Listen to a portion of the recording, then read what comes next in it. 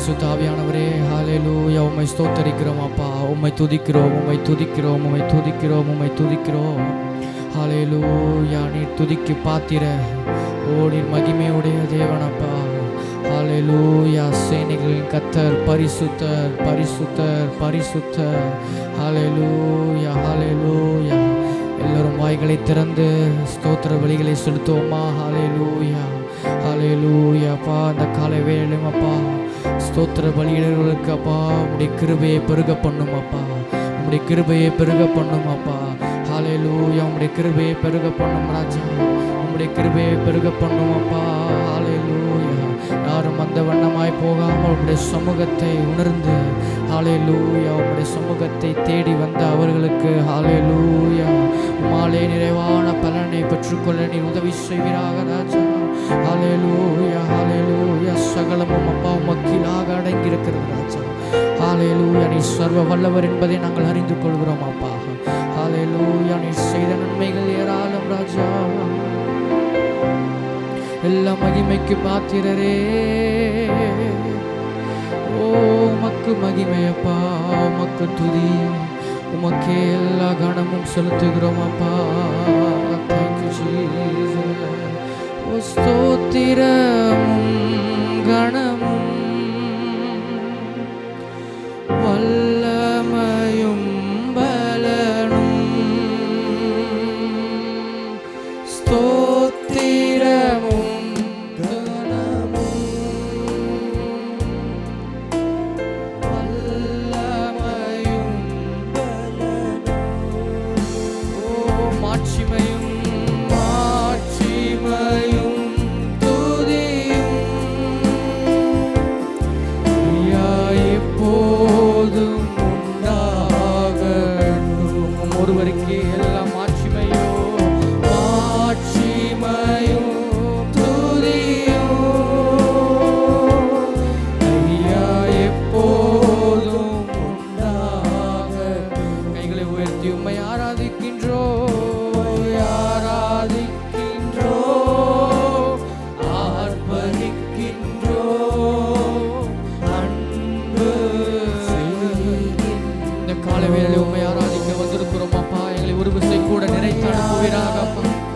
உள்ளத்தின் ஆழத்திலிருந்து ஆர்ப்பரிக்கின்றோ.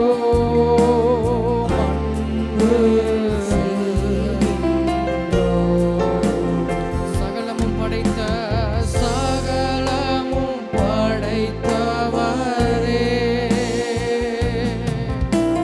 சர்வ வல்லவரே. சகலத்தையும் உருவாக்கினீரே,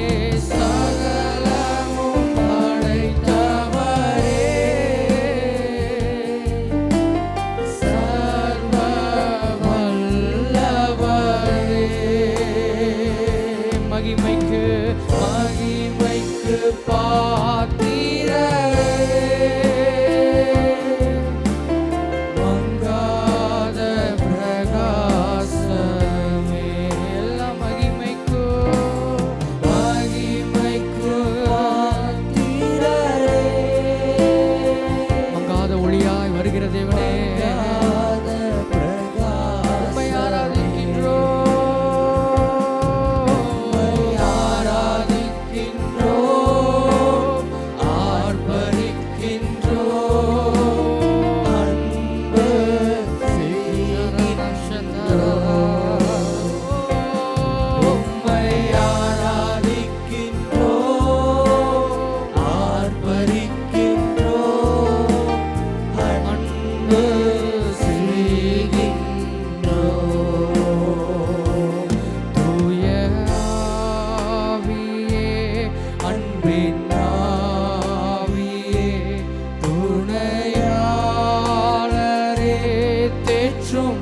எல்லோரும் வாய்களை திறந்து, ஓ ஊற்று தண்ணீரே உள்ளம் நீங்குதையா.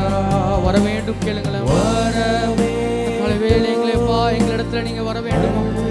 நீர் எங்களை வந்து நிரப்புவீராகப்பா.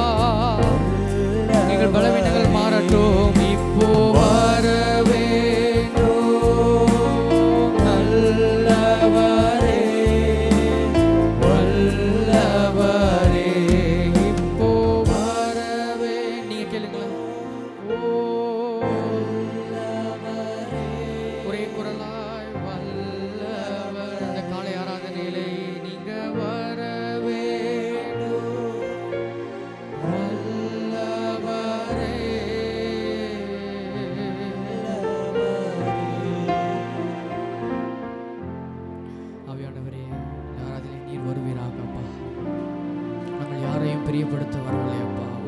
பிரியப்படுத்த நாங்கள் வந்திருக்கிறோம் அப்பா. எங்கள் ஆராதனையில் நீர் பிரியப்படுவீராக அப்பா. எல்லா துதியும் எல்லா கணமும் ஒருவருக்கே ராஜா. நீர் மாத்திரம் மகிமைப்படுவீராக அப்பா. உற்சாக பலியை செலுத்த நாங்கள் வந்திருக்கிறோம் அப்பா. யாரும் சோர்ந்து போகாமல் எங்களுக்கு பலனை தந்து உற்சாகமாய் ஆராதிக்க நீர் கிருபை பாராட்டுவீராக அப்பா. எந்த நிலைமையில் வந்திருக்கிறாங்களோ அதே மாதிரி அவர்கள் போகாமல் அவர்களுக்கு நீர் பலனை தந்து அவர்கள் இதயத்தை நீர் தேற்றுவீராக அப்பா. ஒரு சமாதானம், தெய்வீக சமாதானம் அவர்களை ஆட்கொள்ளட்டும் அப்பா. விடுதலையோடு ஆராதிக்க உதவி செய்வீராக இயேசுவின் நாமத்தில் பிதாவே. ஆமென், ஆமென். Thank you Jesus. Hallelujah. Hallelujah. Hallelujah. Hallelujah. ஆமென். ஒரு சில பாடல்களை பாடி ஆண்டவருடைய நாமத்தை மகிமைப்படுத்த போகிறோம். சிந்தை முழுவதும் இங்கே இருக்க ஆண்டவரிடத்தில் கேட்போமாக. யாரும் சிந்தை விலக வேண்டாம். சிந்தை முழு சிந்தையோடும் அவரை துதிப்போமாக. சீயோன் குமாரத்தியே கம்பீரித்து துதிப்பாடு. ஹல்லேலூயா. இதோ நான் வந்து உங்கள் நடுவில் நான் வாசம் பண்ணுவேன். Thank you Jesus. தட்டி பாடி மகிழ்ந்திருப்போம், கர்த்தர் சமூகத்தில் களி கூறுவோம். தட்டி பாடி மகிழ்ந்திருப்போம், கர்த்தர் சமூகத்தில் களி கூறுவோம். களி கூறுவோம், களி கூறுவோம், களி கூறுவோம். கர்த்தர் சொன்ன வாக்குத்தத்தம் சொல்லி அவர் சொன்ன வாக்குத்தத்தத்தை கூறுவோம். ஓ நாங்கள் அதுவே எங்களுடைய பலனப்பா. கவலைகள் மறந்து சொல்லுங்களேன். கைதட்டி கைதட்டி பாடி மகிழ்ந்திருப்போம், கர்த்தர் சமூகத்தில் களி கூறுவோம். கைதட்டி கைதட்டி பாடி மகிழ்ந்திருப்போம், கர்த்தர் சமூகத்தில் களி கூறுவோம். நினைப்பதற்கும் நினைப்பதற்கும் நான் ஜெபிப்பதற்கும் அதிகமாய் செய்திடுவார். நினைப்பதற்கும் நான் ஜெபிப்பதற்கும் இதுவரை எனக்கு அதிகமாய் செய்ததை மறுபடியும் சொல்லுவோம். நினைப்பதற்கும் நான் ஜெபிப்பதற்கும் எனக்கு அதிகமாய் செய்து வருகிற தேவனே, வாழ்க்கை திரும்பி பார்த்து சொல்லுங்க. நினைப்பதற்கும் நான் ஜெபிப்பதற்கும் என் வாழ்க்கையில் அதிகமாய் செய்ததற்காக உமக்கு நன்றி அப்பா. களி கூறுவோம், களி கூறுவோம், களி கூறுவோம். கர்த்தர் சொன்ன வாக்குத்தத்தம் சொல்லி மகிழ்வோம். களி கூறுவோம், களி கூறுவோம். கவலைகள் மறந்து அதனால நான் பயப்பட மாட்டேன். பயப்படாதே, உன்னை மீட்டு கொண்டே நீ எனக்கே நீ சொந்தம் என்றார். பயப்படாதே, உன்னை நான் மீட்டு கொண்டே உன்னை நான் உள்ள கையில் வரைந்து வைத்திருக்கிறேன். ஓ உன்னுடைய காலம் என்னுடைய கரத்தில். களி கூறுவோம், கர்த்தர் சொன்ன வாக்குத்தத்தம் சொல்லி மகிழ்வோம். களி கூறுவோம், களி கூறுவோம். கவலைகள் மறந்து களி கூறுவோம். கைதட்டி கைதட்டி பாடி மகிழ்ந்திருப்போம், கர்த்தர் சமூகத்தில் களி கூறுவோம். கைதட்டி கட்டி பாடி மகிழ்ந்திருப்போம், கர்த்தர் சமூகத்தில் களி கூறுவோம். நன்மையும் நன்மையும் கிருபையும் என்னை தொடரும் ஜீவனுள்ள நாட்களெல்லாம். கேளுங்களேன். நன்மையும் நன்மையும் கிருபையும் அப்பா என்னை தொடரட்டும் அப்பா. உம்முடைய கிருபை இல்லாமல் ஒன்றுமில்லை அப்பா. அதனால் களி கூறுவேன், களி கூறுவேன், களி கூறுவோம். கர்த்தர் சொன்ன வாக்குத்தத்தம் சொல்லி மகிழ்வோம். களி கூறுவோம், களி கூறுவோம். கவலைகள் மறந்து களி கூறுவோம். அறிவு புகட்டுவார், அறிவு புகட்டுவார். பாதை காட்டுவார், ஆலோசனை அவர் தருவார். என்னுடைய வாழ்க்கையில் அவர் அறிவு புத்தியும் எனக்கு தருவீராக. நடக்க வேண்டிய வழியை எனக்கு காண்பிப்பீராக. மறுபடியும் சொல்லுவோம். அறிவு அறிவு புகட்டுவார், பாதை காட்டுவார், ஆலோசனை அவர் தருவார். எனக்கு ஆலோசனை தந்து நடத்தும் அப்பா. அறிவு புகட்டுவார், பாதை பரிசுத்தாவியானவருடைய செம்மையான வழியை நடத்துவர் தருவார். களி கூறுவோம், களி கூறுவோம், களி கூறுவோம். கர்த்தர் சொன்ன வாக்குத்தத்தம் சொல்லி மகிழ்வோம். களி கூறுவோம், களி கூறுவோம். கவலைகள் மறந்து எல்லா கவலைகளும் மறந்து களி கூறுவோம். சொல்லுங்க. களி கூறுவோம், களி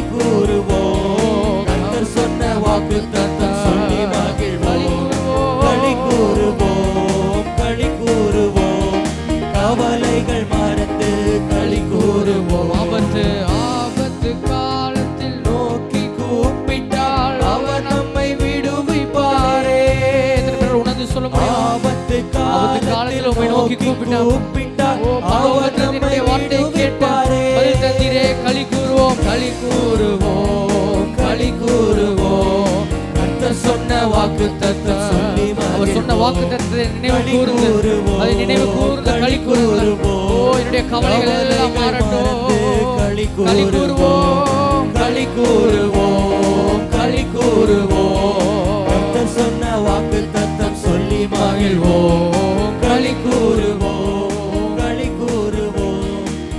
அவருடைய நாமமே என்னுடைய புகழிடம் சொல்லுகிறவர் சொல்லுவோமா? கர்த்தர் நாமம் என் புகழிடமே, கருத்தோடு துதித்திடுவேன். அவருடைய நாம நீதிமான்களுக்கு அவரே புகழிடம், கருத்தோடு துதித்திடுவேன். யெகோவா யெகோவா நீரே எல்லாமே பார்த்து கொள்வீர். தேவையெல்லாம் பார்த்து கொள்கிற தேவன் யெகோவா நீரே மறுபடியும் பார்த்து கொள்ளும் என்ற வார்த்தையின்படி கலங்கலப்பா கலங்கலப்பா நாங்க கலங்கலப்பா. ஏன்னா என் தேவன் என்னோடு இருக்கிறார், எல்லாம் பார்த்து கொள்பவர் என்னோடு இருக்க. கலங்கலப்பா கலங்கலப்பா நாங்க கலங்கலப்பா, கலங்கலப்பா நாங்க கலங்கலப்பா. கர்த்தர் நாமம் என் புகழிடமே, கருத்தோடு துதித்திடுவே. கர்த்தர் நாமம் நல்ல உற்சாகமாய் கைகளை தட்டி கருத்தோடு துதித்திடுவே. எனக்கு என்றும் வெற்றி தருகிறவர் யெகோவா நிசியே, என்னாலும் வெற்றி தருவீர். யெகோவா நிசியே, ஓ எனக்கு வெற்றி தருகிற தேவனே, வெற்றி தருவீர். ஓ அதனால உமக்கு ஸ்தோத்திரம். ஸ்தோத்திரமே அப்பா ஸ்தோத்திரமே, ஸ்தோத்திரமே அப்பா ஸ்தோத்திரமே. கர்த்தர் நாமம் என் புகழிடமே, கருத்தோடு துதித்திடுவே. ஓ கர்த்தர் நாமம் என் புகழிடமா இருப்பதற்காக உமக்கு நன்றி அப்பா. என் கூடவே இருக்கிற தேவனுக்கு சொல்லுங்கள் யெகோவா ஷம்மா, யெகோவா ஷம்மா கூடவே இருக்கிறீர். என் கூடவே வருகிற தேவன் யெகோவா. என் வாழ்க்கை பயணத்தில் நான் தனிமையா என் கூடவே இருக்கிறீர். அதனால கலங்கலப்பா கலங்கலப்பா நாங்க கலங்கலப்பா. சொந்து போகாமல் கையை தட்டுங்கள, சின்ன பசங்கள கையை தட்டுங்கள. புகழிடமே, கருத்தோடு துதித்திடுவே. கர்த்தர் நாமம் என் புகழிடமே, கருத்தோடு துதித்திடுவே. என் இருதயத்துக்கு சமாதானம் தருகிறவர் யெகோவா ஷாலோம், சமாதானம் தருகிறீர். எனக்கு இந்த மாதம் இளைப்பாறுதல் தருவேன் சொன்னதே, எனக்கு சமாதானத்தை தருவேன் சொன்ன தேவனை கேளுங்களேன். சமாதானம் தருகிறீர். அதனால ஸ்தோத்திரமே அப்பா ஸ்தோத்திரமே, ஸ்தோத்திரமே அப்பா ஸ்தோத்திரமே சொல்லுங்க. ஸ்தோத்திரமே அப்பா ஸ்தோத்திரமே, ஸ்தோத்திரமே அப்பா ஸ்தோத்திரமே. அல்லேலூயா அல்லேலூயா அல்லேலூயா அல்லேலூயா. உம்மை உயர்த்துவதே எங்கள் நோக்கமையா, உம்மை பாடுவதே எங்கள் மேன்மையா. உம்மை உயர்த்துவதே அதுவே என்னுடைய நோக்கமையா, உம்மை பாடுவதே எங்கள் மேன்மையா. நான் கொண்ட திட்டங்கள் சிறிதாயிடும் ஐயா, எனக்காயும் திட்டங்கள் பெரிதல்லவோ. நான் நிறைய திட்டங்கள் கொண்டாப்பா, எல்லாம் சிறிதப்பா ஐயா, எனக்கு உம்முடைய திட்டத்தை கண்டு நான் உணர்ந்து கொண்டேன். புழுதியில் இருந்து என்னை உயர்த்தினீரே, ராஜாக்களோடு அமர்த்தினீரே. உம்முடைய திட்டத்திற்காக நன்றி அப்பா. என்னை உயர்த்தி வைத்தீரே, ராஜாக்களோடு அமர்த்தினீரே. உந்தன் கிருபைகளை எண்ணி நான் பாடுவேன், உந்தன் மகிமைதனை இனம் நான் ருசிப்பேன். உந்தன் கிருபைகளை எண்ணி நான் பாடுவேன், உந்தன் மகிமைதனை இனம் நான். அப்படி இருக்கிற இடத்துல எழும்பி நின்று அல்லேலூயா அல்லேலூயா அல்லேலூயா அல்லேலூயா. உம்மை உயர்த்துவதே எங்கள் நோக்கமையா, உம்மை பாடுவதே எங்கள் மேன்மையா. உம்மை உயர்த்துவதே எங்கள் நோக்கமையா, நாங்கள் வருத்தங்கள் பசிதாகம் ஏற்பட்டாலும் எங்கள் விசுவாசம் கேடகம் வீழ்ந்திடாதே. வருத்தங்கள் பசிதாகம் ஏற்பட்டாலும் எங்கள் விசுவாசம் என்னுடைய விசுவாசம் வீழ்ந்திடாதே. நம்பினோர் நட்டாற்றில் கைவிட்டாலும் என்னை காப்பாற்றுகிற ஒரு மரம் எனக்காக இருக்கிறது. நம்பினோர் நட்டாற்றில் கைவிட்டாலும் என்னை காப்பாற்ற கரத்தை நோக்கி கைகளை எண்ணி நான் பாடுவேன். உந்தன் மகிமைதனை தினம் நான் ருசிப்பேன். உந்தன் கிருபைகளை எண்ணி நான் பாடுவேன். உந்தன் மகிமைதனை தினம் நான் ருசிப்பேன். அல்லேலூயா அல்லேலூயா அல்லேலூயா அல்லேலூயா. உம்மை உயர்த்துவதே அதுக்காகவே நாங்கள் உருவாக்கப்பட்டோம். அப்பா கரத்தின் கிரியைகள் நாங்கள் உம்மை உயர்த்துவதே எங்கள் நோக்கமையா. உம்மை பாடுவதே. கண்ணீரை காண்கிறார் கண்ணீரை காண்கிறார் கதகளை கேட்கிறார். எத்தனை நாள் சொல்ல முடியும்?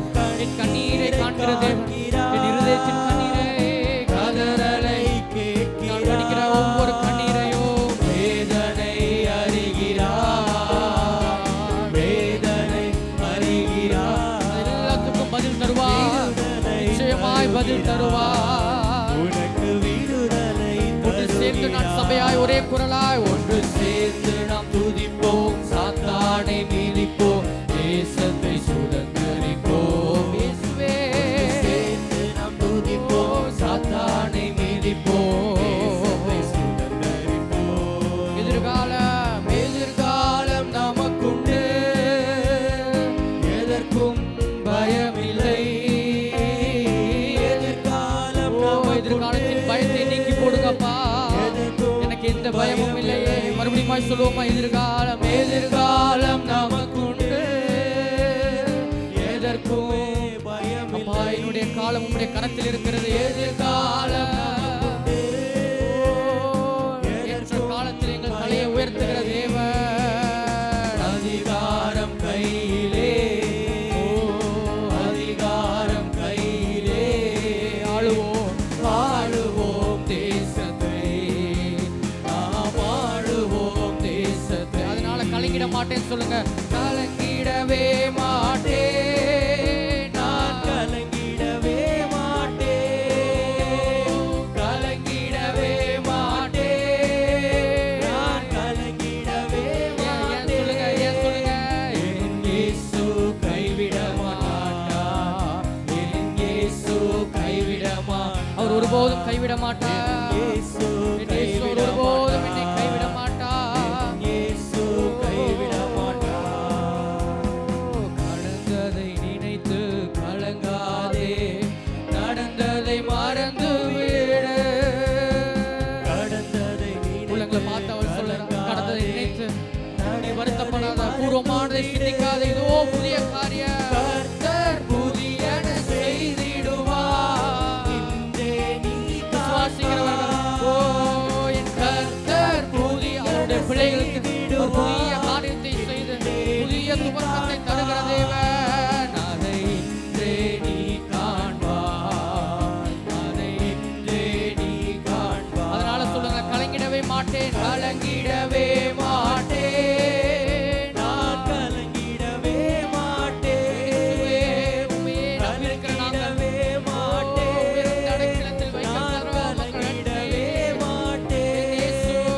என் இயேசு கைவிட மாட்டார், என் இயேசு கைவிட மாட்டார். ஒரு நாளும் என் இயேசு கைவிட மாட்டார், என் இயேசு கைவிட மாட்டார், என் இயேசு கைவிட மாட்டார். கைவிடாத தேவனுக்கு நல்ல கைகளை தட்டி, என் இயேசு அவர் ஒரு நாளும் என்னை கைவிட மாட்டார், என்னை ஒரு நாளும் அவர் விட்டு விலக மாட்டார்.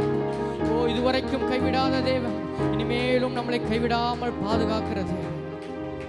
ஒரு நாளும் அவர் நம்முடைய திராணிக்கு மேலாக சோதிக்கிறதில்லை. அவர் ஒரு நாளும் நம்முடைய திராணிக்கு மேலாக அவர் சோதிக்கிறதில்லை. மனிதன் தாங்கிக் கொள்கிறதற்கு அவர் பலனை தந்து அந்த சோதனையில் இருந்து நம்மளை ஜெயிக்க அவர் உதவி செய்வார். ஓ திராணிக்கு மேலாக சோதிக்கப்பட அவர் ஒரு நாளும் விடமாட்டார். என்னை திராணிக்கு மேலாக சோதிக்கப்பட ஒரு நாளும் விடமாட்டார். தாங்கிட பலன் தருவார். தப்பி செல்ல வழி செய்வார். இன்றைக்கே தாங்கிட பலன் தருவார். தப்பி செல்ல வழி செய்வார். தப்பி செல்ல வழி செய்வார். நான் தப்பி செல்ல வழி செய்வார். கடைசியாய் கைகளை உயர்த்தி அதனால கலங்கிடவே மாட்டேன். நான் கலங்கிடவே மாட்டேன். கலங்கிடவே மாட்டேன். நான் கலங்கிடவே மாட்டேன். இயேசு கைவிட மாட்டார். இயேசு கைவிட மாட்டார். நாம் ஆராதிக்கிற தேவன் அவர் ஒரு நாளும் நம்மளை கைவிட மாட்டார். அவர் ஒரு நாளும் நம்மளை விட்டு விலக மாட்டார். நீங்கள் ஆராதிக்கிற தேவன் அவர் உங்களை தப்புவிப்பார். அவர் உங்களை தப்புவிப்பார்.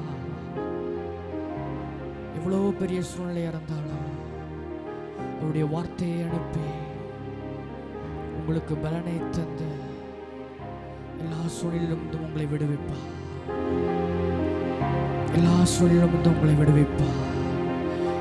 எனக்கு உண்டான எல்லா நெருக்கத்திலே நான் உம்மை நோக்கி கூப்பிட்டேனப்பா. என் தேவனை நோக்கி அபயமிட்டேனப்பா. அவர் தமது ஆலயத்தில் இருந்து என் சத்தத்தை கேட்டார். என் கூப்பிடுதல் அவர் சந்நிதியில் போய் அவர் செவியில் எட்டிச்சு. நான் கூப்பிட்ட நாளிலே எனக்கு மறு உத்தரவு தந்து என் ஆத்துமாவிலே பலனை தந்து தைரியப்படுத்தினீரே. உமக்கு நன்றி அப்பா. உமக்கு நன்றி அப்பா. உமக்கு நன்றி அப்பா. இவரே என்னுடைய நேசர். இவரே என்னுடைய நேசர். நான் இவரே நம்பி என்னுடைய வாழ்க்கை பயணத்தை நான் தொடருவேன். இவரே என்னை தாங்கி நடத்தக்கூடிய என்னுடைய நல்ல நேசரா இருக்கிறார். ஓ இவரே நல்ல நேசர். என்றுமே தாங்கி என்னை நடத்துவார். இவரே நல்ல நேசர். என்றுமே தாங்கி என்னை நடத்துவார். தீமைகள் சேதங்கள் சேரா என்னை காத்திடுவார். தீமைகள் சேதங்கள் சேரா என்னை காத்திடுவார். இன்ப துன்ப நேரம் நான் உம்மை சேருவேன். அவரே நான் சேருவேன். என் இன்பமானாலும் நீர்தானப்பா. என் துன்பமானாலும் நீர்தானப்பா. உம்முடைய சன்னிதானத்திலே நான் வந்து நிற்பேனப்பா. அவரே நான் நம்புவேன். சொல்லுங்களேன். நான் நம்பிடுவேன். பாரில் உம்மை சார்ந்திடுவேன். என் இன்ப துன்ப நேரம் நான் உம்மை சேருவேன். இப்ப சொல்லுங்க. நான் நம்பிடுவேன். நான் நம்பிடுவேன். பாரில் உம்மை தவிர வேற யார் இருக்கிறாப்பா? இன்ப துன்ப நேரம் நான் உம்மை சேருவேன். இன்ப துன்ப நேரம். தேங்க்யூப்பா. நான்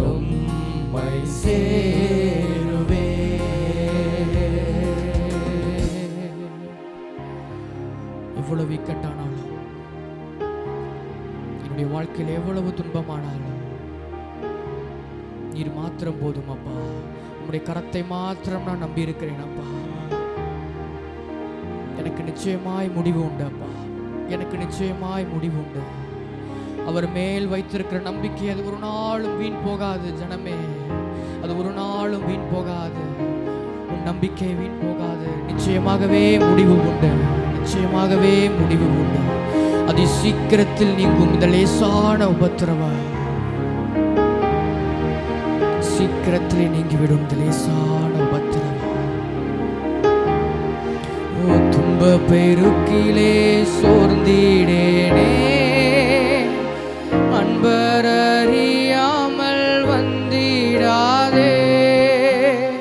துன்ப பெருக்கிலே சோர்ந்திடேனே, அன்பர் அறியாமல் வந்திடாதே. கண்மணி போல காத்திடுவே, கனிவோட என்னை கண்மணி போல காத்திடுவே, கனிவோடன். கனிமணி போல எங்களை பாதுகாக்கிற தேவன். எப்பக்கத்திலும் நாங்கள் நெருக்கப்பட்டும் மடிந்து போவதில்லை என்ற வார்த்தையின்படியே அப்பா, விசுவாசத்தில் நாங்கள் இன்னும் அதிகமாய் வளர, நீர் தந்த வார்த்தையை பிடித்து கொண்டு நாங்கள் ஓட எங்களுக்கு பலன் தருவீராக அப்பா. பலன் தருவீராக அப்பா. பலன் தருவீராக அப்பா. சிறுமைப்பட்டவர்கள் அவர்களுடைய நம்பிக்கை ஒரு நாளும் வீண் போகுவதில்லை அப்பா. அவருடைய நம்பிக்கைக்கு உண்மையாகவே பலன் உண்டு அப்பா. அவர்கள் நம்பிக்கைக்கு உண்மையாகவே பதில் உண்டு என்று பார்க்கிறோமே அப்பா. எங்களை ஒரு நாளும் வெட்கப்படுத்தாத தேவன், இனி நாங்கள் அழாதபடி எங்கள் கண்களை நாங்கள் துடைத்தப்பா. இனி நாங்கள் கண்ணீர் சிந்தாதபடி எங்கள் கண்ணீர் துளிகளை நீ துடைத்தப்பா. நாங்கள் செய்கிற கிரியைகளுக்கு உண்மையாகவே பலன் உண்டு நீ சொல்லுகிற அந்த வார்த்தைக்காக உமக்கு நன்றி அப்பா. தொய்ந்து போன இருதயத்தை அப்பா நீர் பலப்படுத்துவீராக ராஜா. பலப்படுத்துவீராக அப்பா. பலப்படுத்துவீராக அப்பா. பலப்படுத்துவீராக அப்பா. எங்களை சுற்றிலும் சத்துரு சூழ்ந்தாலும், கடினமான சூழ்நிலைகள் எங்களை சூழ்ந்தாலும் அப்பா, நாங்கள் மடங்கி போவதில்லை அப்பா. உங்களுடைய வார்த்தையினால் எங்களை உயிர்ப்பிக்கிற தேவன். வியாகுலம் எங்களை என்ன செய்துவிடும் அப்பா. எங்களை என்ன செய்துவிடும். என் மீட்பர் அவர் உயிரோடு இருக்கிறார். அவர் உயிரோடு இருக்கிறார். நீரே எங்களுடைய இருதயத்திற்கு இளைப்பாறுதலை தருவீராக அப்பா. ஒரு தெய்வீக சமாதானத்தினால் நிரப்புவீராக அப்பா. தெய்வீக பலன் எங்களை ஆட்கொள்ளட்டும் ராஜா. எங்களை ஆட்கொள்ளட்டும் அப்பா. நீரே ஆட்கொண்டு வழி நடத்துவீராக ராஜா. உடைய கரத்திற்கு கீழாக ஒப்படைக்கிறோம் அப்பா. உடைய கரத்திற்குள்ளாக அடங்கியிருக்க உதவி செய்கிறாக ராஜா. எல்லா துன்பத்திலும் எல்லா அன்பத்திலும் நீரே அப்பா எங்களுக்கு ஆறுதல் தேர்தலுமா இருக்கிறீங்க அப்பா. பலப்படுத்துங்க, பொறுப்படுத்த பாதுகாத்துக் கொள்வீராக. மீதியான நேரத்தும் கரத்தில் ஒப்படைக்கிறோம் அப்பா. ஆசீர்வதிங்க. வேணும் நீர் எங்களோடு பேசுவீராக. எல்லா துதிக்கான மகிமையெல்லாம் ஒருவருக்கே செலுத்துகிறோம். இப்ப இயேசுவின் நாமத்தில் பிதாவே, ஆமென் ஆமென். Thank you Jesus. கர்த்தருடைய பரிசுத்த நாமம் மகிமைப்படுவதாக. இந்த நாள் காலையிலும் இரண்டாவது ஆராதனைக்கு வந்திருக்கிற உங்கள் யாவரையும் இயேசுவின் நாமத்தினால் வாழ்த்தி வரவேற்கிறோம். சபையின் அறிவிப்புகள்: ஒவ்வொரு வாரமும் ஞாயிற்றுக்கிழமை முதல் ஆராதனை காலை 6:30 மணி முதல் 8:15 வரையும், இரண்டாவது ஆராதனை 9 மணி முதல் 10:30 வரையும் நடைபெறும். முடிந்த பிற்பாடு 10:45 முதல் சண்டே கிளாஸ் நடைபெறும். டீன் சர்வீஸ் நடைபெறும். மாலை ஆராதனை 6:30 மணிக்கு நடைபெறும். வெள்ளிக்கிழமை தோறும் காலை 10 மணிக்கு சபையில் வைத்து உபாச ஜெபம் நடைபெறும். ஒவ்வொரு ஏரியாக்களிலும் பைபிள் டியூஷன் கேர்செல் நடைபெறுகிறது. கேர்செல்லில் அந்தந்த விசுவாசிகள் நீங்கள் கலந்து கொள்ளும்படி அன்போடு கேட்டுக்கொள்கிறோம். உங்கள் பிள்ளைகளை பைபிள் டியூஷனுக்கு அனுப்பி வையுங்கள். வருகிற ஞாயிற்றுக்கிழமை பைபிள் மெகா குயிஸ், எண்ணாகமம், அப்போஸ்தலர் நடவடிக்கைகளிலிருந்து கேள்விகள் உங்களுக்கு ஏற்கனவே வாட்ஸ்அப் குரூப்பில் சாம்பிள் அனுப்பியிருக்காங்க. வருகிற ஞாயிற்றுக்கிழமை இரண்டாவது ஆராதனை முடிந்த பிற்பாடு அது நடைபெறும். 13 வயதுக்கு மேற்பட்ட யாவரும் நீங்கள் அதில் கலந்து கொள்ளும்படியாய் அன்பாய் கேட்கிறோம். 40 ரூபாய் பதிவு கட்டணம். அதே போல் மெம்பர்ஷிப் ஃபார்ம் புல் பண்ணி கொடுக்காதவர்கள் நீங்கள் மகேஸ்வரத்தில் கொடுத்து செல்லும்படி அன்போடு கேட்டுக்கொள்கிறோம். அடுத்த வாரம் மாலை 4:30 மணிக்கு நமது தலைமை சபை பிரைஸ் ஏஜி சர்ச் குளத்தூரில் வைத்து ஆண்கள் பெண்கள் ஆகியோர்களுக்கு ஒரு சிறப்பு குடும்ப முகாம் நடைபெறுகிறது. நீங்கள் யாவரும் குடும்பத்தோடு வந்து அதில் கலந்து கொள்ளும்படி அன்போடு கேட்டுக்கொள்கிறோம். பிள்ளைகளை அழைத்து வருவதென்றாலும் வரலாம். அவர்களுக்கென்று அங்கே தனியாக ப்ரோக்ராம் நடைபெறும். யாவரும் கலந்து கொள்ளும்படி அன்போடு கேட்டுக்கொள்கிறோம். வருகிற ஞாயிற்றுக்கிழமை கடைசி ஞாயிற்றுக்கிழமை என்பதால் சாட்சி சொல்ல விரும்புவர்கள் சாட்சி சொல்வதற்கான நேரம் கொடுக்கப்படும். கர்த்தர் செய்த நன்மைகளை நீங்கள் சொல்லும்படி அன்பாய் கேட்கிறோம். வருகிற வியாழக்கிழமை அன்பின் ஊழியம் நடைபெறும். ஃப்ரீயாக இருக்கிற ஆண்கள் யாராவது இருந்தால் மாலை 7:30 மணிக்கு நீங்கள் சபைக்கு வரும்படி அன்போடு கேட்டுக்கொள்கிறோம்.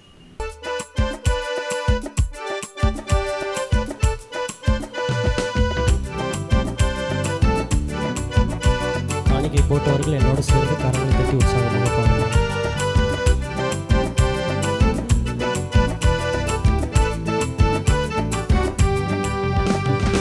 இதிலும் மேலானதை இதிலும் பெரியதை இதிலும் சிறந்ததை என் தேவன் செய்து முடிப்பார். என் தேவன் செய்து முடிப்பார். இதிலும் மேலானதை இதிலும் பெரியதை இதிலும் சிறந்ததை என் தேவன் செய்து முடிப்பார். என் தேவன் செய்து முடிப்பார். காலங்கள் மாறினாலும் எதிர்காற்று வீசினாலும் நங்கூரம் இயேசுவிலே. காலங்கள் மாறினாலும் எதிர்காற்று வீசினாலும் நங்கூரம் இயேசுவிலே. நங்கூரம் இயேசுவிலே.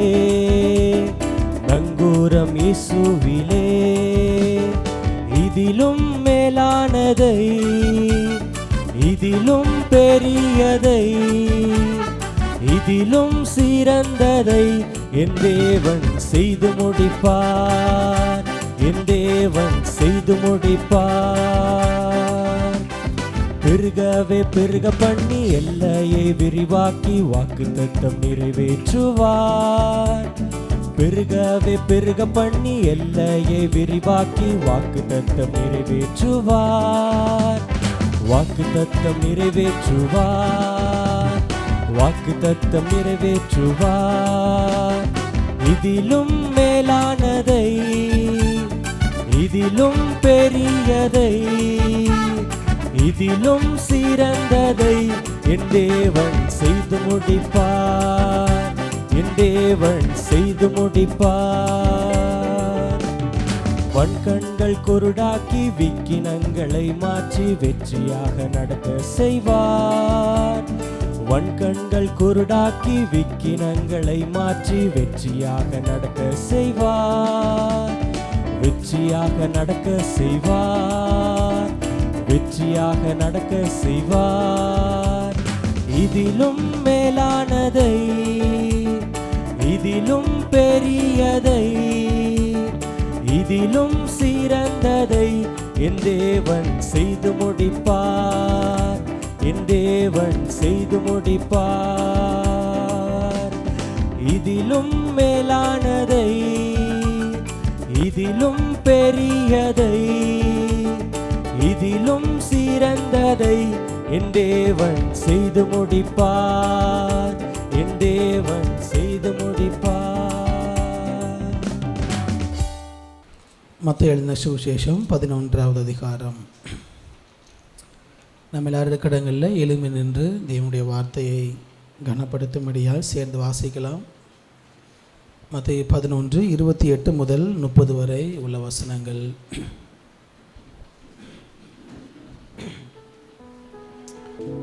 தேவனுடைய வார்த்தையை கனப்படுத்தும்படியாய் நாம் வாசித்து ஜெபித்து தியானிப்போம்.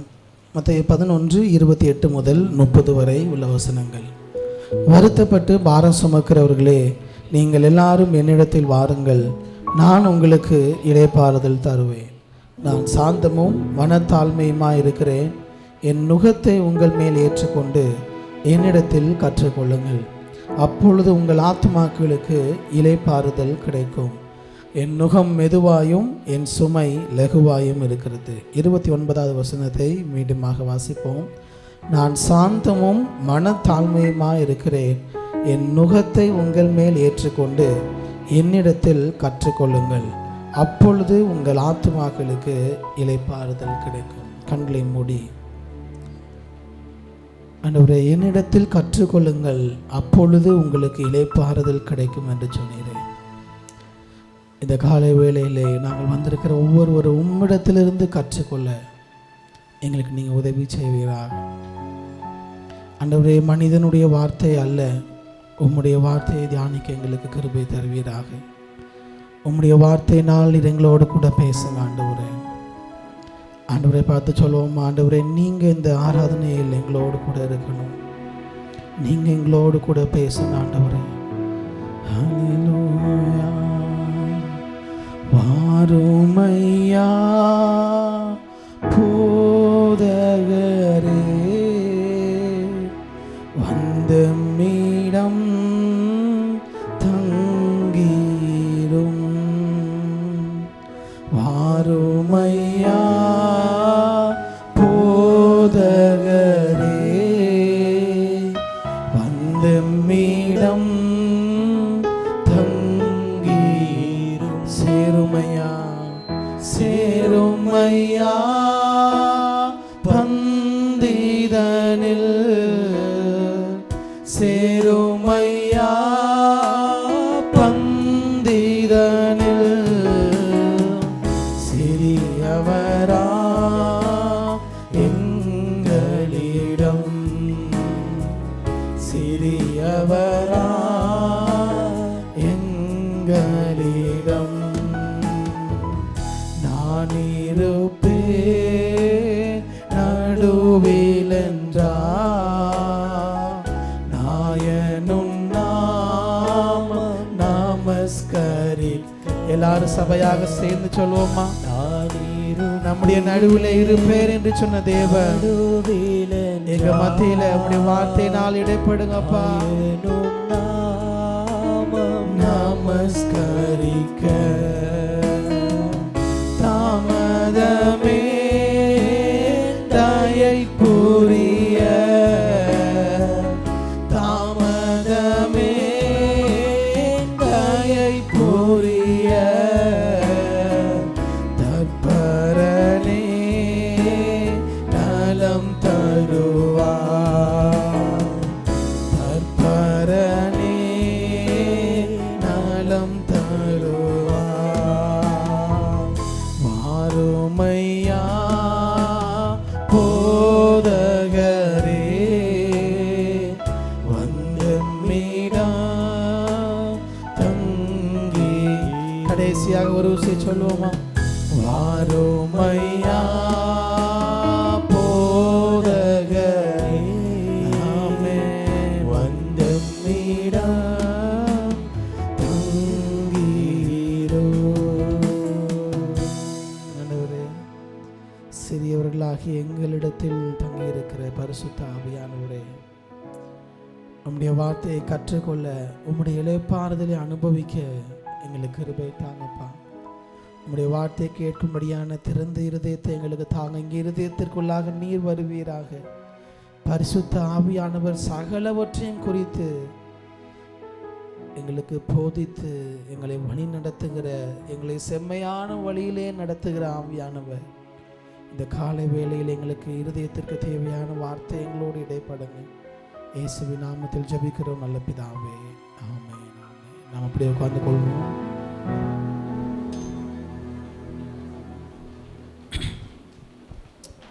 ஹல்லேலூயா. எல்லாரும் சேர்ந்து சொல்லுவோமா? ஹல்லேலூயா. எல்லாரும் சேர்ந்து அல்லேலூயா சொல்லுங்கன்னு சொன்னதான் சொல்லுவீங்க பிள்ளைங்க. இந்த ஜூலை மாதம் முழுவதும் மத்தேயு 11:28 முதல் 30 வரை உள்ள வசனங்களை நாம் தியானித்து கொண்டிருக்கிறோம். இந்த மந்த் ஆஃப் டிவைன் ரெஸ்ட், இந்த மாதத்தில் தேவன் தருகிற தெய்வீக இளைப்பாறுதலை அனுபவிக்கிற மாதமாக, அதை பெற்றுக்கொள்ள தேவன் நமக்கு இம்மட்டும் உதவி செய்கிறார். முதல் வாரத்திலும் தேவன் தருகிற இந்த தெய்வீக இளைப்பாறுதலுக்கு தடையாக இருக்கிற காரியங்கள் என்னென்ன என்பதை தியானித்தோம். கடந்த வாரத்தில் தெய்வீக இளைப்பாறுதலை பெற்றுக்கொள்ளக்கூடிய வழிகள், எப்படி நாம் அதை பெற்றுக்கொள்ள முடியும் என்பதை தியானிக்க தேவன் கிருபை தந்தார். God's presence gives us the rest. தேவனுடைய பிரசன்னம் நமக்கு இளைப்பாறுதலை தரும். தேவனுடைய வார்த்தை நமக்கு இளைப்பாறுதலை தரும். நம்முடைய வாழ்க்கையில் நாம் எடுக்கக்கூடிய சரியான முடிவுகள் நம்முடைய இளைப்பாறுதலை தீர்மானிக்கும் என்று சொல்லி கடந்த வாரத்தில் தியானித்தோம். அதை தொடர்ந்து இந்த வாரத்திலும் கூட அதுக்கு அடுத்து இருக்கக்கூடிய காரியத்தை தியானிக்க பரிசுத்த ஆவியானவர் நமக்கு கிருபை தருவாராக. நான் விசுவாசிக்கிறேன், வந்திருக்கிற சிறு பிள்ளைகளிலிருந்து பெரியவர்கள் வரை எல்லாருடைய இருதயத்திற்கு ஏற்ற வார்த்தையை பரிசுத்த ஆவியானவர் நம்மோடு கூட பேச போதுமானவராக இருக்கிறார். ஆமென். மனிதனுடைய வார்த்தை அல்ல. எனக்கு உங்க எல்லாருடைய சூழ்நிலைகள் தெரியாது, ஆனால் நாம் ஒவ்வொருவரும் கடந்து போகிற சூழ்நிலை அவருக்கு தெரியும். அவர் ஏற்ற வார்த்தையை ரேமாவை நமக்கு தர போதுமானவர். எல்லாரும் திறந்த இருதயத்தோடு கூட, ஆண்டவரே, இன்றைக்கு நான் உம்மிடத்திலிருந்து கற்றுக்கொள்ள வேண்டிய காரியங்களை கற்றுக்கொள்ள எனக்கு கிருபை தாரும் என்ற ஜெபத்தோடு இருப்போம். 29ஆம் வசனத்தில் சொல்லப்பட்டிருக்கிறது, நான் சாந்தமும் மனத்தாழ்மையுமாயிருக்கிறேன், என் நுகத்தை உங்கள் மேல் ஏற்றுக்கொண்டு என்னிடத்தில் கற்றுக்கொள்ளுங்கள். எல்லாரும் சேர்ந்து சொல்லுங்க பார்க்கலாம். என்னிடத்தில் கற்றுக்கொள்ளுங்கள், என்னிடத்தில் கற்றுக்கொள்ளுங்கள். Learn from me. அதோடு கூட முடியவில்லை, என்னிடத்தில் கற்றுக்கொள்ளுங்கள், அப்பொழுது உங்களுக்கு என்ன உண்டு? இளைப்பாறுதல் உண்டு. அப்போ தேவனிடத்திலிருந்து நம்முடைய ஆத்மாவுக்கு இளைப்பாறுதலை பெற்றுக்கொள்ளக்கூடிய மிக முக்கியமான ஒரு வழி என்னவென்றால், அவரிடத்திலிருந்து கற்றுக்கொள்ளும் பொழுது நம்முடைய ஆத்மாக்களுக்கு என்ன பண்ணுறாரா? அவருடைய இளைப்பாறுதலை தருகிற தேவனாக இருக்கிறார். அப்போ என்னிடத்தில் கற்றுக்கொள்ளுங்கள், தேவனிடத்தில் கற்றுக்கொள்ளணும். ஒவ்வொரு நாளும் தேவனிடத்திலிருந்து, அவருடைய வார்த்தையிலிருந்து நாம் கற்றுக்கொள்ள ஆவியானவர் நமக்கு கிருபை தரட்டும். ஏனென்றால் நீங்களும் நான் ஆராதிக்கிற தெய்வம் நம்மை ஒவ்வொரு நாளும் கண்டித்து, உணர்த்தி, போதித்து, செவ்வையான வழியில் நம்மை நடத்துவார். எத்தனை பேர் விசுவாசிக்கிறீங்க? ஆமே. நாம் நடக்க வேண்டிய வழியிலே நம்மை நடத்துவார். வழி இதுவே என்று சொல்லி நம்மை சரியான பாதையில் நடத்துகிற பரிசுத்த ஆவியானவரை நீங்களும் நானும் ஆராதிக்கிறோம். அதனால் இந்த காலை வேளையிலே அவரிடத்திலிருந்து நாம் கற்றுக்கொள்ள, அவர் நமக்கு என்ன நியமித்திருக்கிறார் அதை பெற்றுக்கொள்ள தேவன் நமக்கு கிருபை தரட்டும். அந்த வசனத்திலே சொல்லியிருக்கிறார், 2 காரியத்தை சொல்லியிருக்கிறார். 29ஆம் வசனத்தினுடைய முதல் பகுதி, நான் சாந்தமும் மனத்தாழ்மையுமா இருக்கிறேன். அப்போ ஆண்டவரிடத்திலிருந்து கற்றுக்கொள்ள வேண்டிய 2 முக்கியமான காரியங்கள், அவருடைய சாந்தம், அவருடைய மனத்தாழ்மை. அந்த 2 காரியத்தை தான் நான் தியானிப்பதற்காக எடுத்து வைத்து கொண்டிருந்தேன். ஆனால் அதை ப்ரிப்பேர் பண்ணும் பொழுதே என்னுடைய இருதயத்தில் தேவன் இன்னொரு காரியத்தையும் தந்தார். அதை முதலாவது தியானித்து விட்டு இந்த 2 காரியங்களை அடுத்து தியானிக்க போகிறோம். ஸோ அப்போ இந்த காலை ஆராதனையில் தேவனிடத்திலிருந்து நாம் கற்றுக்கொள்ள வேண்டிய 3 காரியங்கள், இந்த காலை வேளையில் தேவன் நமக்கு கற்றுத்தருகிற 3 காரியங்களை தியானிக்க, அதனால் வரக்கூடிய இளைப்பாறுதலை பெற்றுக்கொள்ள தேவன் நமக்கு கிருபை தரட்டும். முதல் காரியம் நான் உங்களுக்கு சற்று விளக்கமாக சொல்ல விரும்புகிறேன். யாராவது ஒரு எடுத்து வாசியுங்கள். உபாகமம் 4ஆம் அதிகாரம் 9வது வசனம். உபாகமம் 4:9. இன்னொருவர் உபாகமம் 31:13 எடுத்துக்கொள்ளுங்கள். இன்னொருவர் 31:13 எடுத்துக்கொள்ளுங்கள்.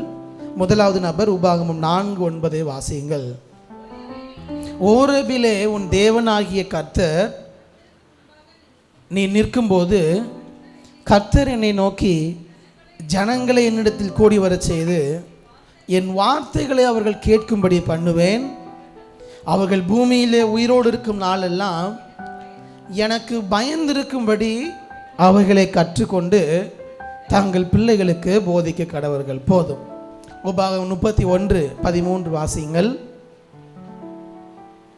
வேறு யாரும் எடுக்கலையா? உபாகம் 31:13.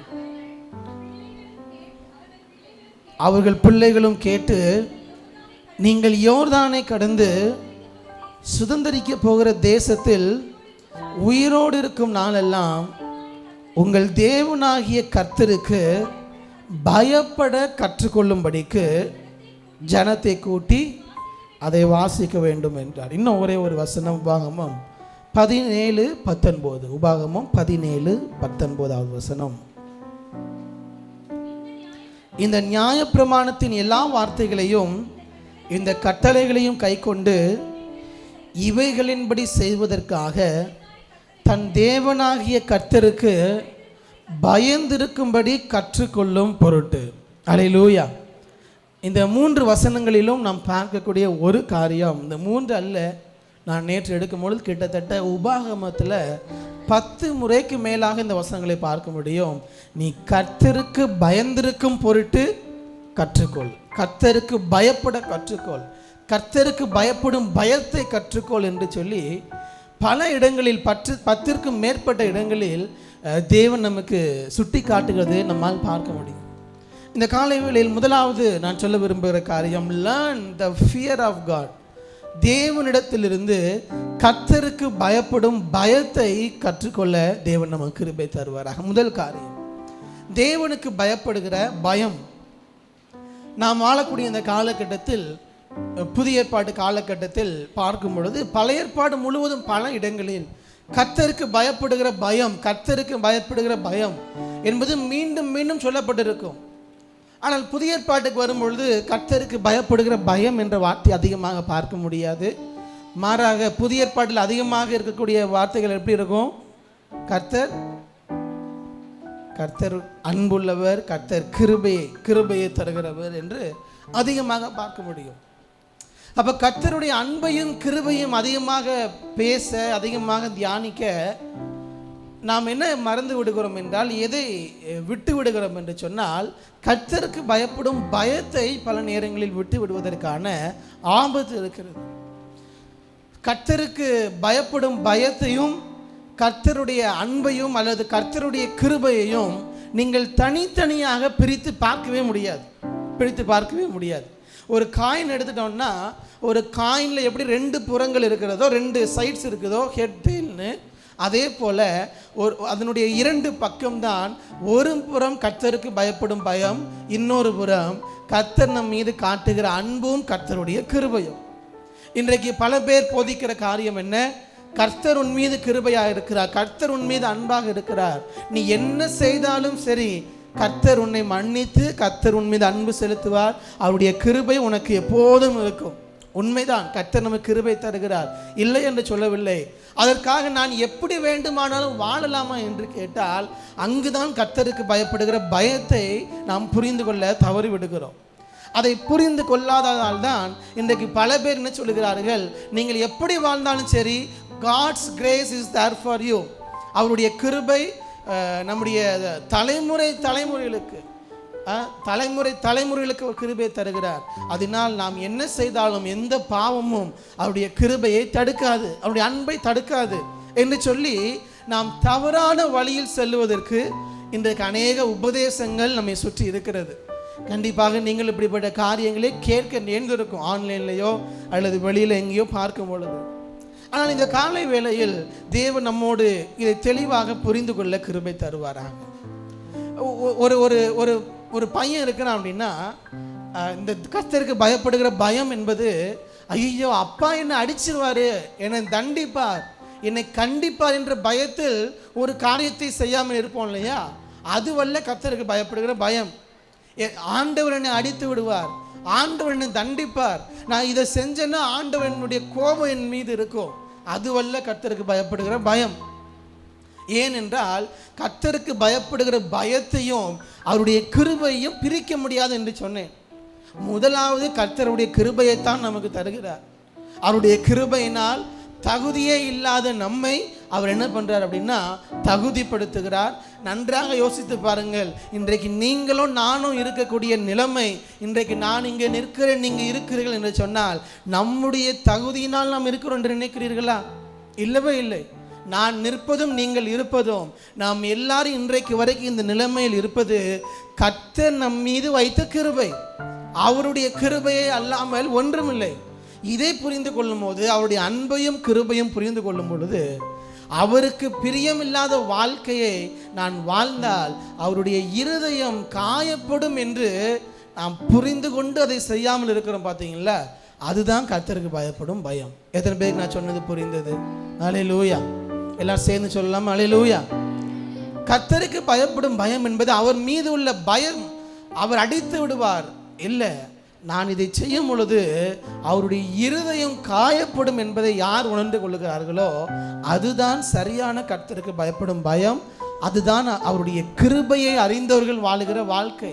அவர் எனக்கு கிருபையை தந்திருக்கிறார். எனக்கு கிருபையாய் இம்மட்டும் என்னை வழி நடத்தி இருக்கிறார். புழுதியில் இருந்த என்னை, குப்பையில் இருந்த என்னை இம்மட்டும் உயர்த்தி வைத்திருக்கிறார். அப்படி வைத்திருக்கிற அவர் அவருடைய இருதயம் காயப்படும்படியான ஒரு வாழ்க்கையை நான் வாழ மாட்டேன் என்று இருக்கிறோம். பார்த்தீங்களா? அதுதான் கர்த்தருக்கு பயப்படுகிற பயம். அதைத்தான் தேவன் நம்மிடத்தில் எதிர்பார்க்கவும் செய்கிறார். நாம் அவருக்கு பயந்து அல்ல, அவர் மீது உள்ள மரியாதையினாலும் அன்பினாலும் நாம் அவருக்கு பிரியமாய் வாழ்வது, அது இந்த காலை வேளையில் கற்றுக்கொள்ள பரிசுத்த ஆவியானவர் நமக்கு கிருபை தருவாராக. அப்போ கர்த்தருக்கு பயப்படுகிற பயம் அதனுடைய அடிப்படையே என்னதான்னா கர்த்தருடைய கிருபையை உணர்ந்து கொள்வதில் தான் இருக்கிறது. அவருடைய கிருபையை உணர்ந்து கொள்வதில் தான் நம்முடைய வாழ்க்கையில் ஆண்டவர் தருகிற கிருபையை உணர்ந்து கொள்ள அவருக்கு பிரியமாய் நாம் வாழ ஆரம்பிப்போம். யோசித்து பாருங்கள், ஒரு பையன் இருக்கிறான், அவன் வீட்டில் ஒரு தவறு செய்கிறான் என்றால் கண்டிப்பாக பெற்றோர் அவர்களை கண்டிப்போம். அப்படி தானே? ஃபார் எக்ஸாம்பிள், ஒரு பையன் தன்னுடைய வீட்டிலிருந்து என்ன பண்ணிட்டான், அவனுக்கு காசு வேணும்னு சொல்லிட்டு அப்பா அவனுடைய பாக்கெட்லேருந்து காசு எடுத்துட்டான். இது அப்பாவுக்கு தெரியாது என்று சொல்லி எடுத்துட்டான். ஆனால் எப்படியோ அப்பாவுக்கு தெரிந்து விட்டது. தெரிந்த உடனே அப்பா என்ன பண்ணுவார்? சப்பாஸ் அப்படி தாண்டா இருக்கணும் அப்படின்னு சொல்லுவாரா? கண்டிப்பாக என்ன உண்டு? அடி விழும் பையனுக்கு வீட்டில். இப்படி செய்யலாமா, தப்புன்னு சொல்லிட்டு என்ன பண்ணுவோம்? அவர்களே கண்டிப்போம். ஆனால் பிள்ளைகளுக்கு தெரியாத ஒன்று என்னென்னா, நம்ம அப்படி ஒரு காரியத்தை செய்யும் பொழுது நம்ம பெற்றோருடைய இருதயம் எவ்வளோ கஷ்டப்படுமா பண்ணாதா? யோசிச்சு பாருங்க. என்னதான் அடித்தாலும் ஐயோ நம்முடைய பிள்ளைகள் இப்படிப்பட்ட ஒரு காரியத்தை எப்படி பழகினார்கள் என்று சொல்லி பெற்றோருடைய இருதயம் கஷ்டப்படும், வருந்தும். எந்த பிள்ளைகள் என்னுடைய அப்பா அம்மாவுடைய இருதயம் கஷ்டப்படக்கூடாது, அவளை புண்படுத்தும்படியாக நான் நடக்கக்கூடாதுன்னு யார் நினைக்கிறார்களோ அவர்கள் தான் எப்பொழுதும் அவர்களுக்கு பிரியமாய் வாழ்வார்கள். அவளை பார்த்து பயந்து இருக்கிறவர்கள் அப்பா அம்மா இருந்தால் பயந்து இருப்பாங்க, அப்பா அம்மா இல்லைன்னா நம்ம இஷ்டப்படி வாழலாம் என்று இருப்பார்கள். அப்படி அல்ல, தேவனுடைய பார்வையில் அதுதான். நான் வாழுகிற வாழ்க்கை என்னுடைய பிதாவினுடைய இருதயத்தை புண்படுத்தும், அவருடைய இருதயம் கஷ்டப்படும் என்பதை உணர்ந்து கொண்டால் எல்லா நேரங்களிலும் அவருக்கு பிரியமாக நம்மளால் என்ன பண்ண முடியும்னா வாழ முடியும். நான் இதை குறித்து சொல்லும் பொழுது முதல் ஆராதனைன்னு சொன்ன ஒரே காரியம்தான், இந்த கர்த்தருக்கு பயப்படும் பயம் என்பதை நாம் எவ்வாறு நம்முடைய வாழ்க்கையில் நாம் மெஷர் பண்ணி பார்க்க முடியும், அல்லது அதை எப்படி நாம் அளவுகோல், நம்முடைய வாழ்க்கையின் அளவுகோல் என்னவென்றால், நீங்கள் எல்லாரும் பார்க்கும் பொழுது எப்படி இருக்கிறீர்கள் என்பது அல்ல, யாரும் பார்க்காத பொழுது என்னுடைய வாழ்க்கை எப்படி இருக்கிறது, அதுவே நீங்கள் கர்த்தருக்கு பயப்படும் பயத்தினுடைய அளவுகோல். நான் சொல்வது புரியும் நினைக்கிறேன். என்னோடு கூட நீங்களும் வருவீர்கள் என்று விசுவாசிக்கிறேன். எல்லாரும் பார்க்கும் பொழுது அல்ல, உங்களுடைய குடும்பம் பார்க்கும் பொழுது அல்ல, அல்லது சபை பார்க்கும் பொழுது அல்ல, ஒருவரும் உங்களை பார்க்காத பொழுது உங்களுடைய வாழ்க்கை எப்படி இருக்கிறது, அதுதான் நீங்கள் கர்த்தருக்கு பயப்படும் பயத்தினுடைய அளவுகோல். இன்றைக்கு நாம் எல்லாரும் வந்திருக்கிறோம், நாம் எல்லாரும் யாரை பார்த்தாவது கர்த்தருக்கு பிரியமா நீங்கள் வாழலன்னு சொல்ல முடியுமா? ஏன்னா எல்லாரும் ஆராதனை நேரத்தில் என்ன பண்ணுறோம்? அவரை ஆராதிக்கிறோம். பிரசங்கத்தை பண்ணும்போது எல்லாரும் கேட்கிறோம். இது எல்லாம் கர்த்தருக்கு பிரியமாக இருப்பது போல் தான் வெளியில் தெரியும். நாம் எல்லாரும் வெளிப்புறத்தில் மற்றவர்கள் பார்க்கும்படியாக வாழுகிற வாழ்க்கை எப்பொழுதுமே நன்றாகத்தான் இருக்கும். ஒருவருமே மற்றவர்களுக்கு முன்பதாக தவறான வாழ்க்கை வாழ வேண்டும் நினைக்க மாட்டார்கள். ஏன்னா வெளிப்புறத்தில் நம்முடைய மரியாதை இருக்கிறது, நம்முடைய ஸ்டேட்டஸ் இருக்குது, மற்றவங்க முன்பதாக நம்ம நல்லவர்களாக இருக்கணும். ஏன் நம்ம ஒயிட் ட்ரெஸ் எதுக்கு போகிறோம் சர்ச்சுக்கு? நாம் நல்லவர்களாக பரிசுத்தமானவர்களாக காட்டுவதற்காக வெளிப்புறத்தில். அப்போது நாம் வெளிப்புறத்தில் மற்றவர்களுக்கு முன்பதாக காட்டுகிற வாழ்க்கை நம்முடைய கர்த்தருக்கு பயப்படும் பயத்தினுடைய அளவுகோல் அல்ல. நீங்களும் நானும் செய்கிற ஊழியம் கர்த்தருக்கு பயப்படும் பயத்தினுடைய அளவுகோல் அல்ல. நீங்களும் நானும் கர்த்தருக்கென்று செய்கிற காரியங்கள், கொடுக்கக்கூடிய காணிக்கை கர்த்தருக்கு பயப்படும் பயத்தினுடைய அளவுகோல் அல்ல. நீங்களும் நானும் தனிப்பட்ட வாழ்க்கையில் யாரும் பார்க்காத நேரங்களில் நீங்கள் மட்டும் வாழுகிற வாழ்க்கையில் எப்படி வாழுகிறீர்கள் என்பதே நம்முடைய வாழ்க்கையில் கர்த்தருக்கு பயப்படுகிற பயத்தினுடைய அளவுகோல். இந்த காலை வேளையிலே என்னுடைய வாழ்க்கையில், உங்களுடைய தனிப்பட்ட வாழ்க்கையில் கர்த்தருக்கு பயப்படும் பயத்தினுடைய அளவு எப்படியாக இருக்கிறது? எல்லாரும் பார்க்கும் பொழுது நாம் ஃபோனில் என்ன பார்க்கிறோம் என்பது எல்லாருக்கும் தெரியும். நாம் எதையும் தேவையில்லாத பார்க்க மாட்டோம். ஆனால் நான் என்ன பார்க்கிறேன் என்று பார்ப்பதற்கு ஒருவரும் இல்லை. அப்பொழுது ஃபோனில் நம்ம என்ன பார்க்கிறோம்? எல்லாரும் பார்க்கும்பொழுது யாரிடத்தில் பேசுகிறோம் என்பது அல்ல. நான் பேசுவது யாருக்கும் தெரியாது. அப்பொழுது நாம் யாரிடத்தில் பேசுகிறோம், என்ன பேசுகிறோம், யாரிடத்தில் பழகுகிறோம், வெளிப்புறத்தில் மற்றவரிடத்தில் எப்படி பழகுகிறோம், யாரும் இல்லாத போது மற்றவரிடத்தில் எப்படி பழகுகிறோம், இப்படி சொல்லிக்கொண்டே போக வேண்டுமானால் அநேக காரியங்களை சொல்ல முடியும். அநேக காரியங்கள். நான் வெளியில் என்ன பேசுகிறேன் என்பது எல்லாருக்கும் தெரியும். ஆனால் என்னுடைய மனதில் நான் என்ன யோசிக்கிறேன் என்பது எல்லாருக்கும் தெரியாது. வெளியில் பேசுவது அல்ல கர்த்தருக்கு பயப்படும் பயத்தின் அளவு. என்னுடைய இருதயத்தில் நான் என்ன யோசிக்கிறேன் அதுதான் கர்த்தருக்கு பயப்படும் பயத்தின் அளவு. நம்முடைய பிஹேவியர் வெளிப்புறத்தில் தெரியலாம், ஆனால் நம்முடைய ஆட்டிடியூட் மனசில் இருக்கிறது அது கர்த்தருக்கு தெரியும். அதுதான் ஆண்டவர் சொல்லுகிறார். சங்கீதம் 139 வாசிக்கிறோம். சங்கீதம் 139 1 வாசியுங்கள். யாராவது ஒருவர் வேகமாக சங்கீதம் 139 1 பைபிள் எல்லாரும் வச்சிருப்பீங்கன்னு நினைக்கிறேன். நீர் என்னை ஆராய்ந்து அறிந்திருக்கிறீர், என் உட்காருதலையும் என் எழுந்திருக்கிறதிலையும் நீர் அறிந்திருக்கிறீர், என் நினைவுகளை தூரத்திலிருந்து அறிகிறீர், நான் நடந்தாலும் படுத்தாலும் என்னை சூழ்ந்திருக்கிறீர், என் வழிகளெல்லாம் உமக்கு தெரியும், என் நாவில் சொல் பிறவாததற்கு முன்னே இதோ கர்த்தாவே அதையெல்லாம் நீர் அறிந்திருக்கிறீர். யோசித்து பாருங்கள், தாவீது எவ்வளோ அழகாக சொல்லியிருக்கிறார். கர்த்தாவே நீர் என்னை ஆராய்ந்து அறிந்திருக்கிறீர். இது உங்களை என்னையும் பயமுறுத்துகிறதா அல்லது கம்ஃபோர்ட் பண்ணுதாங்கிறது நாம் வாழுகிற வாழ்க்கையில் தான் இருக்கிறது. எப்பொழுது பயன்படுத்தும்? நாம் தேவனுக்கு பிரியமில்லாத வாழ்க்கை வாழும் பொழுது நம்மை இது பயமுறுத்தும். ஏனென்றால் அவர் நம்மை ஆராய்ந்து அறிந்திருக்கிறாராம். ஆராய்ந்து அறிந்திருக்கிறார். என் உட்காருதலையும் எழுந்திருக்கிறதுலையும் நீர் அறிந்திருக்கிறீர். அப்படின்னா நான் வீட்டில் இருந்தாலும் வெளியே போனாலும் என்ன செய்தாலும் நீர் அறிந்திருக்கிறீர். என் நினைவுகளை தூரத்தில் இருந்து அறிகிறேன். மற்றவர்களுக்கு நம்ம வாயிலிருந்து வார்த்தை வந்தால் தான் தெரியும். ஆனால் மனதில் யோசிக்கிறதை நினைவுகளை தூரத்திலிருந்து ஆண்டவர் அறிந்திருக்கிறாரா. வெளியில் நாம பேசுகிற வார்த்தைகள் வேற இருக்கும், மனதில் இருக்கக்கூடிய சிந்தைகள் வேற இருக்கும். நான் நடந்தாலும் படுத்திருந்தாலும் என்னை சூழ்ந்திருக்கிறீர், என் வழிகளெல்லாம் உனக்கு தெரியும், நான் எங்க போறேன் எங்க வாரேன் நான் என்ன செய்கிறேன் எல்லாமே உங்களுக்கு தெரியும் ஆண்டவரே. என் நாவில் சொல் பிறவாதற்கு முன்பே இதோ கர்த்தாவே அதையெல்லாம் நீர் அறிந்திருக்கிறேன். அதனால தான் என்னவோ தாவீது இப்படி ஜெபிக்கிறார், என் வாயின் வார்த்தைகளும் என் இருதயத்தின் தியானமும் உம்முடைய சமூகத்தில் பிரீதியாக இருப்பதாக. வாயின் வார்த்தை மட்டும் ஆண்டவருக்கு பிரியமாக இருக்கணும்னு தாவீது ஜெபிக்கல. என் வாயின் வார்த்தைகள் மட்டுமல்ல, என் இருதயத்தில் நான் யோசிக்கிற யோசனைகளும் உங்களுக்கு பிரியமாக இருக்கணும் ஆண்டவரே. ஏன்னா ஆண்டவர் நம்முடைய வாழ்க்கையின் எல்லாவற்றையும் ஆராய்ந்து அறிந்திருக்கிறார். நம்முடைய கேரக்டர், நம்முடைய குணாதிசயம், நாம் மற்றவர்கள் இல்லாத நேரத்தில் நாம் என்ன செய்கிறோம் என்பதுதான் நம்முடைய குணாதிசயம். Character is who you are in the dark. மற்றவருடைய கண்களுக்கு மறைவாக நான் எப்படி வாழுகிறேன் அதுதான் என்னுடைய கேரக்டர்.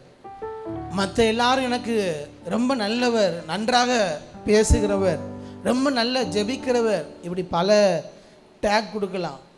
ஆனால் யாரும் பார்க்காத போது நான் எப்படி வாழ்கிறேன் என்பது எனக்கு தெரியும். அதுதான் என்னுடைய உண்மையான வாழ்க்கை. ஆண்டவர் சொல்லுகிறார், இந்த கர்த்தருக்கு பயப்படுகிற பயம் நமக்கு எப்போ வரும்னா, என் தேவன் என்னை எப்பொழுதும் பார்த்து கொண்டு இருக்கிறார். 24/7. வெளியில் பேசுவது பயங்கரமாக பேசுவோம். பாஸ்டர்கிட்ட பேசுறது வேற மாதிரி இருக்கும், ஆனால் பக்கத்தில் இருக்க பிலீவர்கிட்ட பேசுறது வேற மாதிரி இருக்கும். அந்த பிலீவர்கிட்ட பேசுறது வேற மாதிரி இருக்கும், பக்கத்து வீட்டில் இருக்க இன்னொரு பிலீவர்கிட்ட பேசுறது வேற மாதிரி இருக்கும். அப்போ இதெல்லாம் யாருக்கு தெரியும்னா, அந்த பிலீவருக்கு தெரியாது, பக்கத்து வீட்டு அக்காவுக்கு தெரியாது, இந்த அக்காவுக்கு தெரியாது. ஆனால் யாருக்கு தெரியும்? அவருக்கு எல்லாமே தெரியும். உங்கள் இருதயத்தின் சிந்தைகள், நீங்கள் என்னென்ன யோசிக்கிறீங்க, எப்படி தேவையில்லாத சிந்தைகள், மற்றவர்களை பார்த்து பொறாமைப்படக்கூடிய சிந்தைகள், மற்றவர்களோடு நம்மை ஒப்பிடக்கூடிய சிந்தைகள், இப்படி என்ன நாம் யோசித்தாலும் எல்லாமே அவருக்கு தெரியுங்கிறது நமக்கு தெரிஞ்சதுன்னா, பல நேரங்களில் நம்ம எந்த தவறான பாதையிலும் போகாமல் இருப்பதற்கு அதுவே நமக்கு மிகப்பெரிய ஒரு ஃபவுண்டேஷன். அப்போ ஒன்றை மனதில் வைத்துக் கொள்வோம், ஆண்டவரே நீர் எல்லாவற்றையும் அறிந்திருக்கிறீர், என்னுடைய வாழ்க்கையின் எல்லாமே உமக்கு தெரியும், அதனால் நீர் பார்க்கும்பொழுது என்னுடைய வாழ்க்கை எப்படி இருக்க வேண்டும், அதில் கவனமாக இருக்க எனக்கு உதவி செய்யுங்க என்ன ஆண்டவரத்தில் கேட்க. யோசித்து பாருங்க, நீங்கள் யாராவது நான் உங்கள் வீட்டுக்கு விசிட்டிங் வரும்போது சண்டை போடுவீங்களா? கணவன் மனைவியும் வீட்டில் விசிட்டிங் வந்திருக்கும்போது சண்டை போடுவீங்களா? போடுவோம் பாசன்னு யோசிக்கிறீங்களா? ஏன் போட மாட்டீங்க? ஏன்னா சண்டையே போட்டிருந்தா கூட பாஸ்ட் வரும்போது எப்படி தான் இருப்போம் சொல்லுங்கள். எல்லாரும் செய்யாத மாதிரிலாம் பார்க்குறீங்க. என்ன எப்படி தான் இருப்போம்? சண்டையே போட்டிருந்தா கூட 2 பேரும் ஒன்றா தான் இருப்போம். சாப்பாடு எடுத்து வந்து குடும்பம்னு சொல்லுவோம், அவங்க ஏதாவது சொல்லுவாங்க, எல்லாம் நடக்கும். பாஸ் போனதுக்கப்புறம் பாஸ் பண்ணது திருப்பி என்ன பண்ணிக்கலாம், ரெஸ்யூம் பண்ணிவிட்டு சண்டை கண்டினியூ பண்ணிக்கலாம். அப்போது இந்த உலக பிரகாரமாக கொஞ்ச நாள் உங்களுக்கு தெரிஞ்ச பாஸ்ட்டுக்கு முன்னாடியே நம்ம அப்படி பண்ண மாட்டோம்னா, நீங்கள் எலும்புகள் உருவாவதற்கு முன்பதாகவே உங்களை அறிந்து தெரிந்து முன்குறித்து பேர் சொல்லி அழைத்து உங்களை அழைத்த தேவன் எப்போதும் உங்களை பார்த்துட்டு தானே இருக்கிறாரு, என்னை பார்த்து கொண்டு தானே இருக்கிறார். அந்த நினைவு பல நேரங்கள் நமக்கு இல்லாமல் போவதால் தான் பல நேரங்கள் நம்முடைய வாழ்க்கை தவறி போய்விடுகிறது. அதனால் ஆண்டவரத்தில் ஒன்றும் மறந்துடாதீங்க, அவர் எப்போதும் நம்மை பார்த்து கொண்டு இருக்கிறார். இன்றைக்கி பல இடங்களில் சொல்கிறாங்க ஓடவும் முடியாது ஒளியவும் முடியாதுன்னு. ஆனால் உண்மையிலே யார்கிட்ட தான் ஓடவும் முடியாது ஒளியவும் முடியாது? ஆண்டவர்கிட்ட தான். மற்றபடி இந்த உலகத்தில் எல்லாருக்கண்ணே என்ன பண்ணிடலாம், மறைச்சிடலாம். ஆனால் ஆண்டவர்கிட்ட அதை தான் தாவீது அழகாக சொல்லியிருக்கிறார். 139 7வது வசனத்தை வாசிங்க.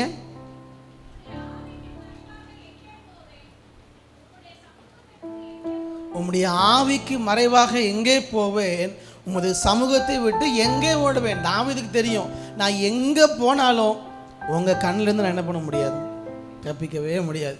நான் என்ன யோசித்தாலும் அவர் கண்ணிலேருந்து தப்பிக்கவே முடியாது. நான் என்ன பேசினாலும் அவருடைய கண்களிலும் தப்பிக்கவே முடியாது. நான் எதை பார்த்தாலும் அவருடைய கண்களிலும் தப்பிக்கவே முடியாது. எத்தனை பேர் அதை புரிந்து கொள்ளுறீங்க? அல்லேலூயா.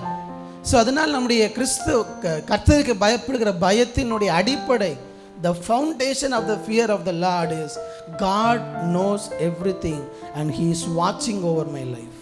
அதுதான் நம்முடைய அடிப்படை. அதனால தான் யோபு இப்படியாக ஜெபிக்கிறார், இப்படியாக ஆண்டவர் பார்த்து சொல்லுகிறார், என் கண்களுக்கு நான் வேலி அடைத்து வைத்திருக்கும் பொழுது இன்னொரு பெண்ணை நான் எப்படி பார்க்க முடியும்?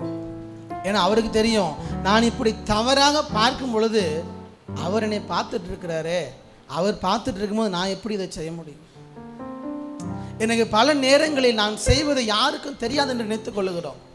இன்னொரு வகையில் சொல்ல போனால், இந்த உலகத்தில் நான் இதை ரகசியமாக வைத்துக் கொள்வேன், வேறு யாருக்குமே தெரியாது. நீங்கள் எதை ரகசியமாக வைக்க நினைக்கிறீர்களோ அது கண்டிப்பாக தவறானதாகத்தான் இருக்கும். பசங்க நான் தவறுலாம் பண்ணல, நார்மலாக தான் இதை பண்ணுவேன், நார்மலாக தான் பேசுவேன், நார்மலாக தான் இதை செய்கிறேன். நீங்கள் மறைத்தாலே அது தவறு தான், மறைத்தாலே தவறு தான். ஏன்னா எதை மறைப்போம்னா, வெளியில் தெரிஞ்சால் எனக்கு பேர் கெட்டு போயிடும், எதை நினைக்கிறோம் அதைத்தான் மறைப்போம். அப்படி தானே? நான் இதை மறைக்கிறேன், தப்புலாம் பண்ணல. நீ மறைத்தாலே அது ஆண்டவருக்கு பிரியம் இல்லாததாகத்தான் இருக்கும்.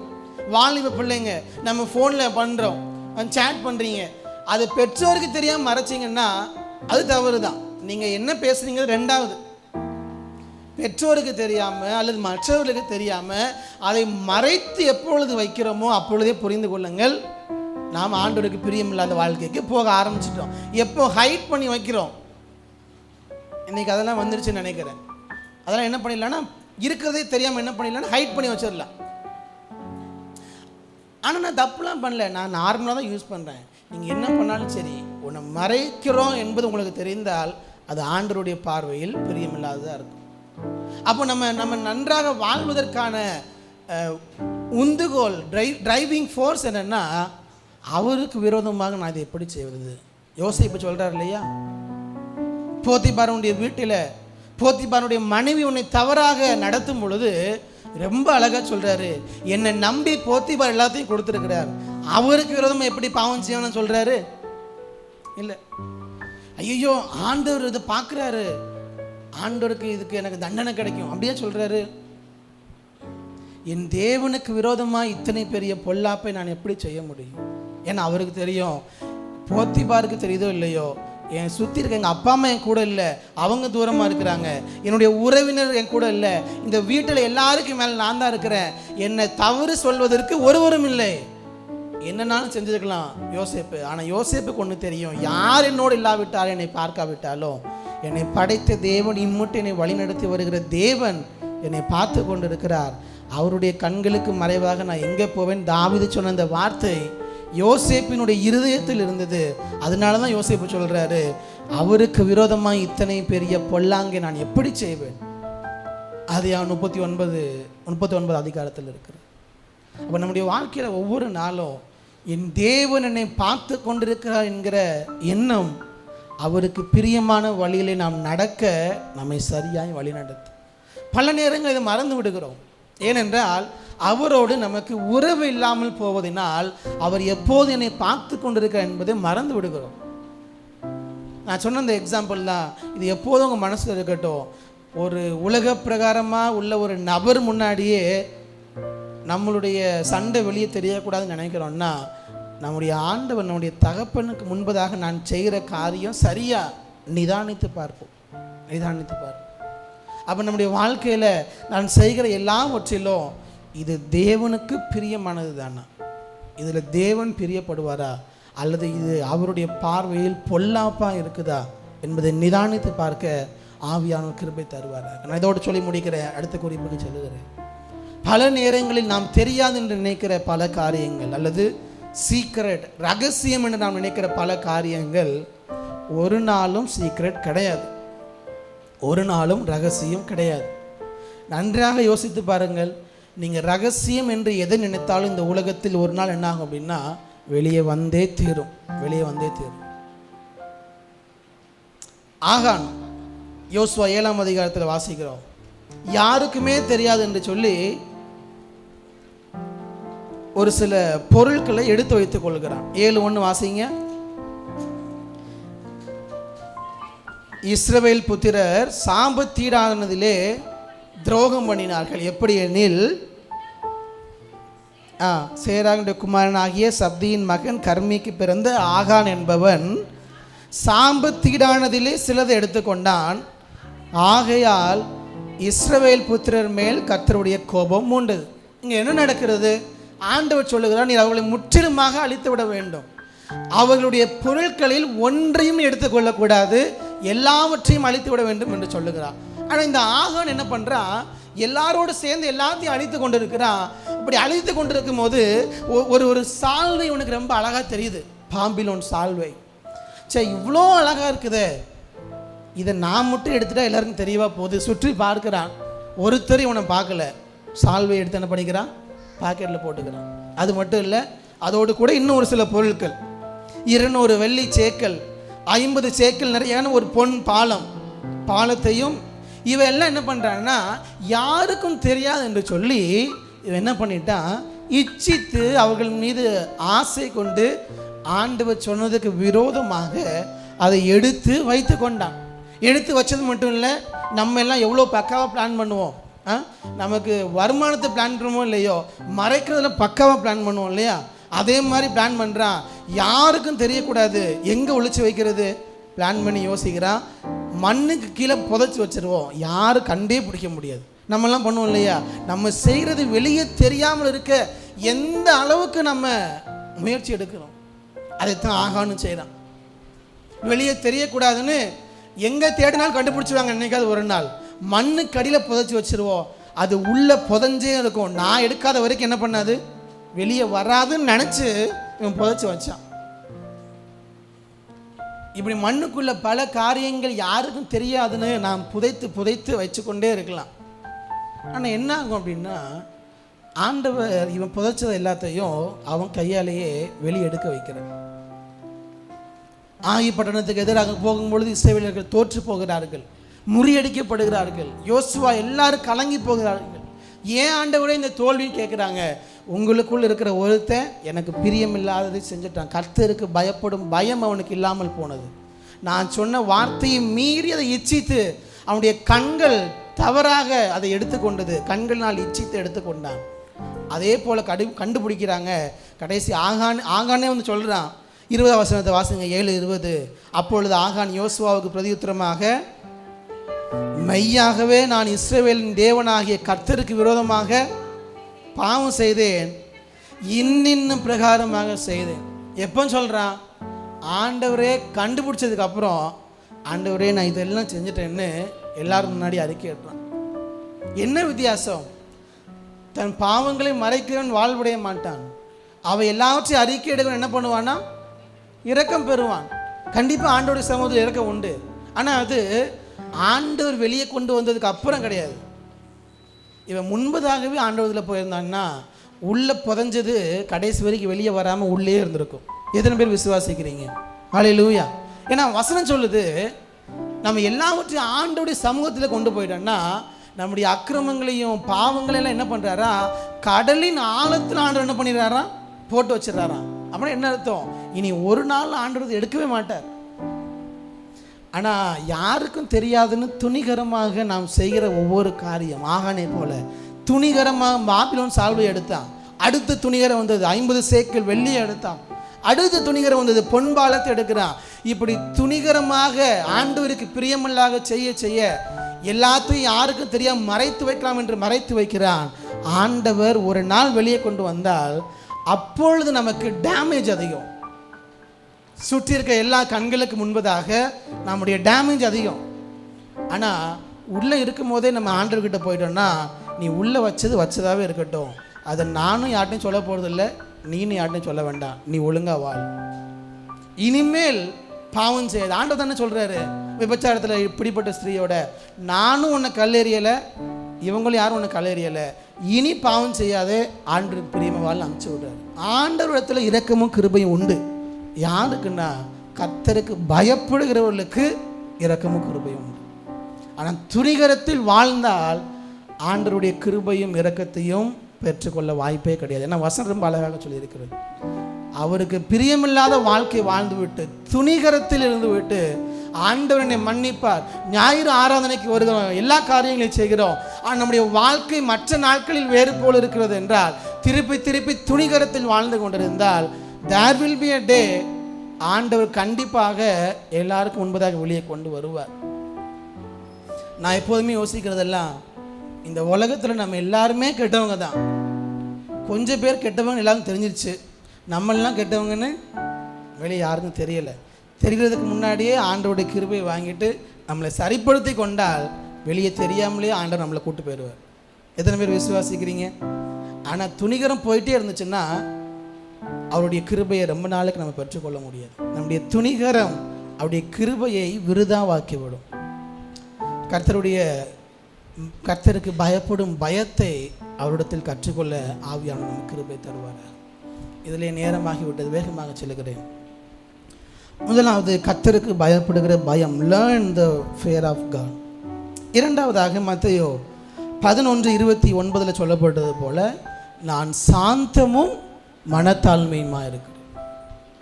அடுத்த ஆண்டவரத்திலிருந்து நம்ம கற்றுக்கொள்ள வேண்டிய மிக முக்கியமான காரியம் மனத்தாழ்மை, ஹம்பிள்னஸ் அல்லது ஹியூமிலிட்டி. Learn the humility. இரண்டாவது காரியம் தாழ்மை. நம்முடைய வாழ்க்கையில் இந்த தாழ்மை எவ்வளோ முக்கியம் அப்படின்னா, தாழ்மை இல்லாமல் ஆண்டவருடைய கிருபையை பெற்றுக்கொள்ள வாய்ப்பே கிடையாது. ஏன்னா யாக்கோபு 5 சொல்கிறாரு, பெருமை உள்ளவர்களுக்கு கர்த்தர் எதிர்த்து இருக்கிறார், தாழ்மை உள்ளவர்களுக்கோ கிருபை அளிக்கிறார். ஒரு நாளும் நம்முடைய வாழ்க்கையில் நாம் கிறிஸ்தவங்கள் என்பதற்கு அடையாளம் நாம் காட்டுகிற அன்பு, அதுக்கு அடுத்து என்னென்னா நம்மிடத்தில் இருக்கக்கூடிய தாழ்மை தான். நம்ம தாழ்மை தான். ஏன்னா ஆண்டவர் தாழ்மைக்கு அவ்வளோ முக்கியத்துவம் கொடுக்குறார், அவ்வளோ முக்கியத்துவம் கொடுக்குறார். ஒரு நாளும் நான் பெரியவன் என்ற எண்ணம் எவனுக்கு வருகிறதோ அவன் ஆண்டவருடைய சீஷனாக இருக்கவே முடியாது. ஏன்னா பல இடங்களில் சுவிசேஷ புத்தகங்களில் பார்க்க முடியும், தங்களுக்குள் எவன் பெரியவன் என்று எல்லா சீஷரும் சண்டை போட்டாங்களாம். யாருக்கு கிறிஸ்துவுக்கு பக்கத்தில் இடம் கிடைக்கும், யார் முதன்மையானவங்க, யாருக்கு முதன்மையான சீட்டு, இப்படி பல விதங்களில் யார் பெரியவன்கிற சண்டை. ஆண்டவர் சொல்கிறாரு, நீங்கள் பெரியவனாக இருக்குன்னு நினச்சிங்கன்னா இந்த உலகத்தில் எவன் கடைசி இருக்கிறானோ அவன் தான் என் பார்வையில் யாருன்னா பெரியவன்கிறார். நீங்கள் பெரியவனாக இருக்கணும், நான் முக்கியமான ஆளாக இருக்கணும், நான் பெரிய ஆள், இப்படி எண்ணம் என்றைக்கு வருகிறதோ நம்முடைய மனதில் துளியளவும் தாழ்மை இருக்க வாய்ப்பே இல்லை. நான் ஒரு சர்ச்சிலையும் சரி, நான் சர்ச்சில் பெரிய ஆள், நான் முக்கியமான ஆள், வெளி இடங்கள்லையும் சரி, நான் எவ்வளோ பெரிய பணக்காரன், பணத்தினால் நான் பெரிய ஆள் நினைக்கிற எண்ணங்கள், படித்த படிப்பினால் நான் பெரிய ஆளுங்கிற எண்ணம், இப்படி நான் பெரியவன் என்கிற எண்ணம் எப்படினாலும் நம்ம வாழ்க்கையில் வரலாம். நம்ம பிறந்த ஜாதியை வைத்து பல பேர் சொல்லி கொண்டு இருக்கிறார்கள், நான் பெரிய ஆள், நீலாம் கீழே இருக்கிறவன். இப்படி எந்த விதத்திலும் சரி, நான் பெரியவன்கிற எண்ணம் யாருக்கு வருதோ அவனை ஆண்டவர் என்ன சொல்கிறாரா, நீ பெரியவன் நினச்சனா நீ கீழே தான், அதில் எந்த மாற்றமும் கிடையாது. அதுக்காக நான் ஒன்றுமே இல்லை ஆண்டவர், நான் குப்பை, நான் வெறும் பிச்சைக்காரன் அப்படி சொல்லலை ஆண்டவர். நன்றாக புரிந்து கொள்ளுங்கள். உங்களுடைய செல்ஃப் ஒர்த் இல்லைன்னு சொல்லலை ஆண்டவர். நான் இந்த உலகத்தில் இருக்கிற மற்றவர்களுடைய பெரியவன்கிற எண்ணம் வர்றது, அதுக்கும் இதுக்கு வித்தியாசம் இருக்குது. உங்களை நீங்கள் பார்ப்பது வேறு, மற்றவர்களோடு உங்களை ஒப்பிட்டு நான் பெரியவன் சொல்கிறது வேறு, ரெண்டுக்குள்ள வித்தியாசம் இருக்குது. அப்போ எப்போ நான் பெரியவங்கிற எண்ணம் வருதோ, எப்போ மற்றவர்களை குறைவாக பார்க்கக்கூடிய பார்வை நமக்கு வருதோ, இந்த மேட்டிமையான பார்வை எப்போ வருதோ, அப்போவே நமக்கு வலைய நம்மளே பின்னிட்டோன்னு அர்த்தம். சுற்றி நம்மளே பின்னி நம்மளே அதில் சிக்கிக்கிறோம். சாத்தான் ஒன்றுமே நம்மளுக்கு பண்ணவே வேண்டாம், நம்மளை கீழே விழ வைக்கிறதுக்கு ஒன்றுமே செய்ய வேண்டாம். இந்த கால நேரத்தில் ஆண்டவர்கிட்ட கேளுங்க, ஆண்டவரே என்னுடைய கண்களில் இந்த மேட்டிமையான பார்வை இருந்தால் என் வாழ்க்கையில் இருந்ததை எடுத்து போடுங்க ஆண்டவரே. எப்பொழுதும் கர்த்தருக்கு முன்பதாக தாழ்மையாக இருக்க கற்றுக்கொள்ளும். என் ஆண்டவர் சொல்கிறாரு, இந்த மனத்தாழ்மையை கற்றுக்கொள்ளுங்கள், என்னிடத்திலிருந்து கற்றுக்கொள்ளுங்கள். ஒருவரையும் குறைவானவர்களாக பார்க்கக்கூடிய எண்ணம் நம்ம வாழ்க்கையில் இருக்கவே கூடாது. ஒருவரையும் குறைவானவர்களாக பணத்தை வைத்தோ, பொருளை வைத்தோ, படிப்பை வைத்தோ, அந்தஸ்தை வைத்தோ, போட்டிருக்க ட்ரெஸ்ஸை வைத்தோ, கலரை வைத்தோ, இப்படி எந்த விதத்திலும் மற்றவர்களை குறைவாக பார்க்குற எண்ணம் நமக்கு இருந்துச்சுன்னா ஆண்டவரத்தில் மன்னிப்பு கேட்கணும். ஏன்னா அது மிகப்பெரிய பாவம் ஆண்டவருடைய பார்வையில். ஏன்னா மேட்டிமையான கண்களில் ஆண்டவர் எப்போது எதிர்த்து தான் நிற்பார். பெருமைக்கு ஆண்டவர் எப்போது எதிர்க்கிறார். யோசிச்சு பாருங்க, ஆண்டவர் உங்களுக்கு எதிர்த்து நின்னார்னா நம்மளால் இருக்க முடியும் நினைக்கிறீங்களா? ஆண்டவர் நமக்கு எதிர்த்து நின்னார்னா இருக்க முடியுமா? ஆண்டவர் நம்ம பக்கத்தில் இல்லைனாலே நம்மளால் வாழ முடியல, எதிர்த்து நின்னார்னா எப்படி இருக்கும்? ஒரு நாள் தாங்க முடியாது நம்மால். அதனால் ஆண்டவரத்தில் கேளுங்க, ஆண்டவரே ஒரு நாளும் ஒருவரையும் குறைவாக பார்க்கக்கூடிய எண்ணம், கண்கள், இருதயம் எனக்கு வேண்டவே வேண்டாம் ஆண்டவரே. அப்படிப்பட்ட இருதயம், அப்படிப்பட்ட எண்ணங்கள் எனக்கு இருந்தால் தயவாய வாழ்க்கையில் இருந்து எடுத்து போடுங்க. என்னுடைய இருதயத்தில் ஒருபோதும் மற்றவர்களை விட நான் பெரியவன்கிற எண்ணம் எந்த விதத்திலும், நான் சொன்ன எந்த விதத்திலும் எனக்கு வேண்டவே வேண்டாம். எப்பொழுதெல்லாம் கர்த்தருக்கு முன்பதாக நம்மை தாழ்த்துகிறோமோ, தாழ்த்தும் பொழுதெல்லாம் ஆண்டவர் நம்மை பார்த்து பெருமைப்படுவார். அவன் எனக்கு முன்பதாக தன்னை தாழ்த்துகிறான். ஏன்னா எனக்கு ரொம்ப ஆச்சரியமான ஒரு காரியம், வேதத்தில் 1 ராஜாக்களில் வாசிக்கும் பொழுது நேரம் ஆகிவிட்டதுனால வேகமாக செல்லுகிறேன். 1 ராஜாக்கள் 21 எடுத்து வாசிக்க வேண்டாம். எலியா இருக்கிறான், அங்கே ஆகாப் ராஜா இருக்கிறார். இந்த ஆகாப் எப்படிப்பட்டவன்னா, இருக்கிறதுலையும் கெட்டவன்லையும் கேடு கெட்டவன், அவ்வளோ கொடுமை செய்யக்கூடிய ஒரு ராஜா, அவ்வளோ தவறு செய்யக்கூடிய ஒரு ராஜா. ஆண்டவர் சொல்கிறாரு, அவன் என்ன கடைசி என்ன பண்ணுறான், அவனுக்கு ஒரு திராட்சை தோட்டத்தை பார்த்துட்டு எனக்கு வேணும்னு ஆசை வருது. அதை பார்த்துட்டு ஆசைப்பட்டுட்டு என்ன பண்ணுறான், அந்த ஓனர்கிட்ட போய் கேட்குறான். அவன் தரமாட்டேன்னு சொல்லிட்டான். உடனே என்ன பண்ணுறான், எப்படி இல்லாமல் சதி பண்ணி சுற்றி வளர்ச்சியெல்லாம் செஞ்சு அவனை பொய் சாட்சி சொல்ல வச்சு அவனை கொன்று போடுகிறான். அவனை கொன்னுட்டு அந்த இடத்த என்ன பண்ணிட்டான், இந்த ஆகாப் ராஜா எடுத்துக்கொள்ளுகிறான். எதுக்காக? திராட்சை தோட்டத்துக்காக. ஆண்டவர் பார்க்கிறார், இவன் பண்ணுற அநியாயம் அளவுக்கு மீறி போகுதுன்னு எலியாட்ட பேசுகிறாரு. அவனுடைய குடும்பமே, சந்ததியே இதோடு முடிஞ்சுது. அவன் வீட்டில் சுவரில் நீர் விடுகிற ஒரு நாய் கூட உயிரோடு இருக்காது, எல்லாத்தையும் அழிக்க போகிறேன்னு அவ்வளோ கோபத்தில் ஆண்டவர் பேசுகிறார். யோசிச்சு பாருங்க, எவ்வளோ கோபம் ஆண்டவருக்கு இருந்தால் இதோடு அவனுடைய மொத்த சாம்ராஜ்யம் காலி, குடும்பம் முழுவதும் காலிங்கிறார். எலியாவுக்கு ஒரே சந்தோஷம். ஏன்னா எலியாவையும் அவன் என்ன பண்ணிட்டு இருக்கிறான், பிரச்சனை கொடுத்துட்டு இருக்கிறான். எலியா போகிறான் நேராக ஆகாப்ட. ஆண்டவர் இப்படிலாம் சொல்கிறாரு, உன் குடும்பமே, உன் சந்ததி, தலைமுறை எல்லாத்தையும் அழிக்க போகிறேன்ட்டாரு, இதோடு உன் வாழ்க்கை முடிந்ததுங்கிறான். உடனே ஆகாப் என்ன பண்ணுறான் தெரியுமா, அவன் உடனே ஆண்டோடைய வார்த்தையை கேட்ட உடனே அவ்வளோ கொடுமைக்காரன், அவன் தன் வாழ்க்கையில் ஒரு நல்லதும் பண்ணதில்லை. அவன் என்ன பண்ணுறான், தன்னை தாழ்த்தி ரெட்டு உடுத்தி கொண்டு உபவாசித்து தேவனுக்கு முன்பதாக தன்னை தாழ்த்தினான் என்று வசனம் சொல்லுது பாருங்க. அந்த நேரத்தில் ஆண்டவர் அவனை பார்த்து சொல்கிறாரு, ரொம்ப அழகாக அந்த வசனம் இருக்குது 1 ராஜாக்கள் 21 29 பாருங்கள். ஆண்டவர் எதை சொல்கிறாரு பாருங்கள். எலியாவை திருப்பி எலியாவை கூப்பிட்றாரு ஆண்டவர். எலியாவா அப்படின்னு சொல்லி பேசிட்டு ஆண்டவர் சொல்கிறாரு, இந்த ஆகாவை பார்த்தியா, அவன் செஞ்ச தவறெல்லாம் அந்த சைடு இருக்குது, அவன் செஞ்ச குற்றங்கள்லாம் ஒரு சைடு இருக்குது, ஆனால் அவன் எனக்கு முன்னாடி தன்னை தாழ்த்தினதை பார்த்தாயா? ஆண்டவருக்கு முன்னாடி அதுதான் நிற்கிது. அவன் செஞ்ச தப்பெல்லாம் ஆண்டவர் விட்டுட்டார், செஞ்ச எல்லாத்தையும் விட்டுட்டார். அவன் எனக்கு முன்னாடி தன்னை என்ன பண்ணுறான்? தாழ்த்தக்கூடிய இருதயம் அவனுக்கு இருக்குது. கர்த்தருக்கு முன்னாடி நம்மை தாழ்த்தக்கூடிய இருதயம் இல்லை என்றால் அவருடைய கிருபையை பெற்றுக்கொள்ளவே முடியாது. நம்முடைய வாழ்க்கையில் நான் முன்னாடி சொன்னது போல் எப்பேற்பட்ட தவறுகள் நாம் செய்திருக்கலாம், யாருக்குமே தெரியாத தவறுகள் எக்கச்சக்க நம்முடைய வாழ்க்கையில் இருக்கலாம். ஆனால் கர்த்தருக்கு முன்பதாக நம்ம தாழ்த்திட்டோம்னு வச்சுக்கோங்களேன், ஆண்டவர் முன்னாடி உள்ள எதையுமே பார்க்க மாட்டார். ஏன் முன்னாடி தன்னை தாழ்த்தினது பார்த்தாய், அதைத்தான் ஆண்டவர் பார்க்குற சொல்கிறார் பாருங்க. அடுத்து, அவன் எனக்கு முன்பாக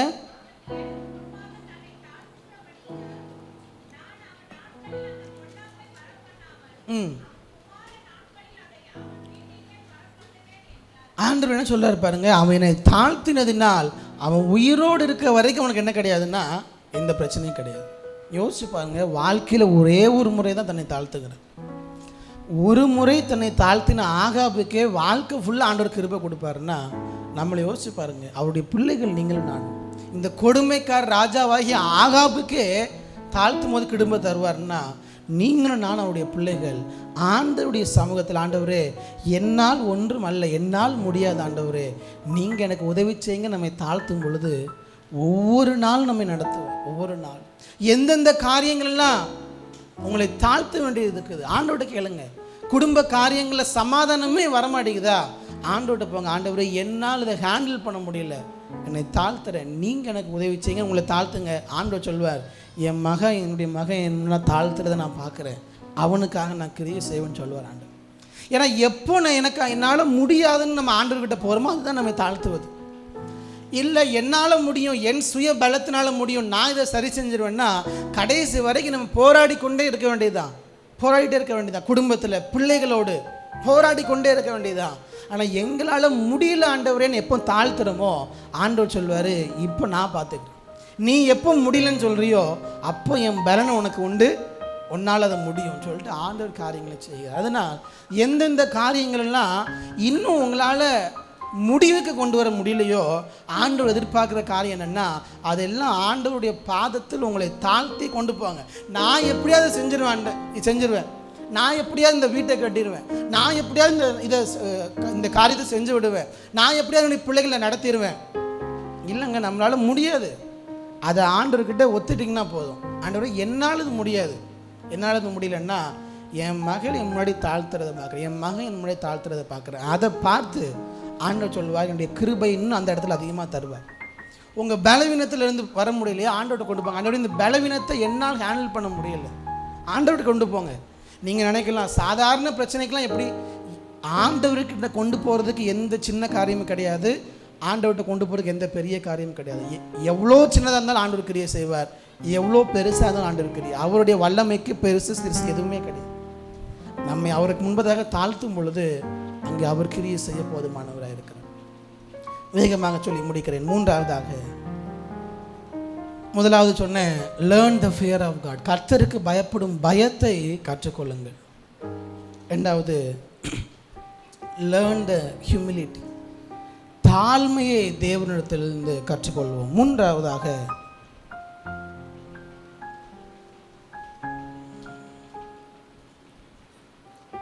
லேர்ன் த பேஷன்ஸ், கர்த்தரிடத்திலிருந்து பொறுமையை கற்றுக்கொள்வோம்.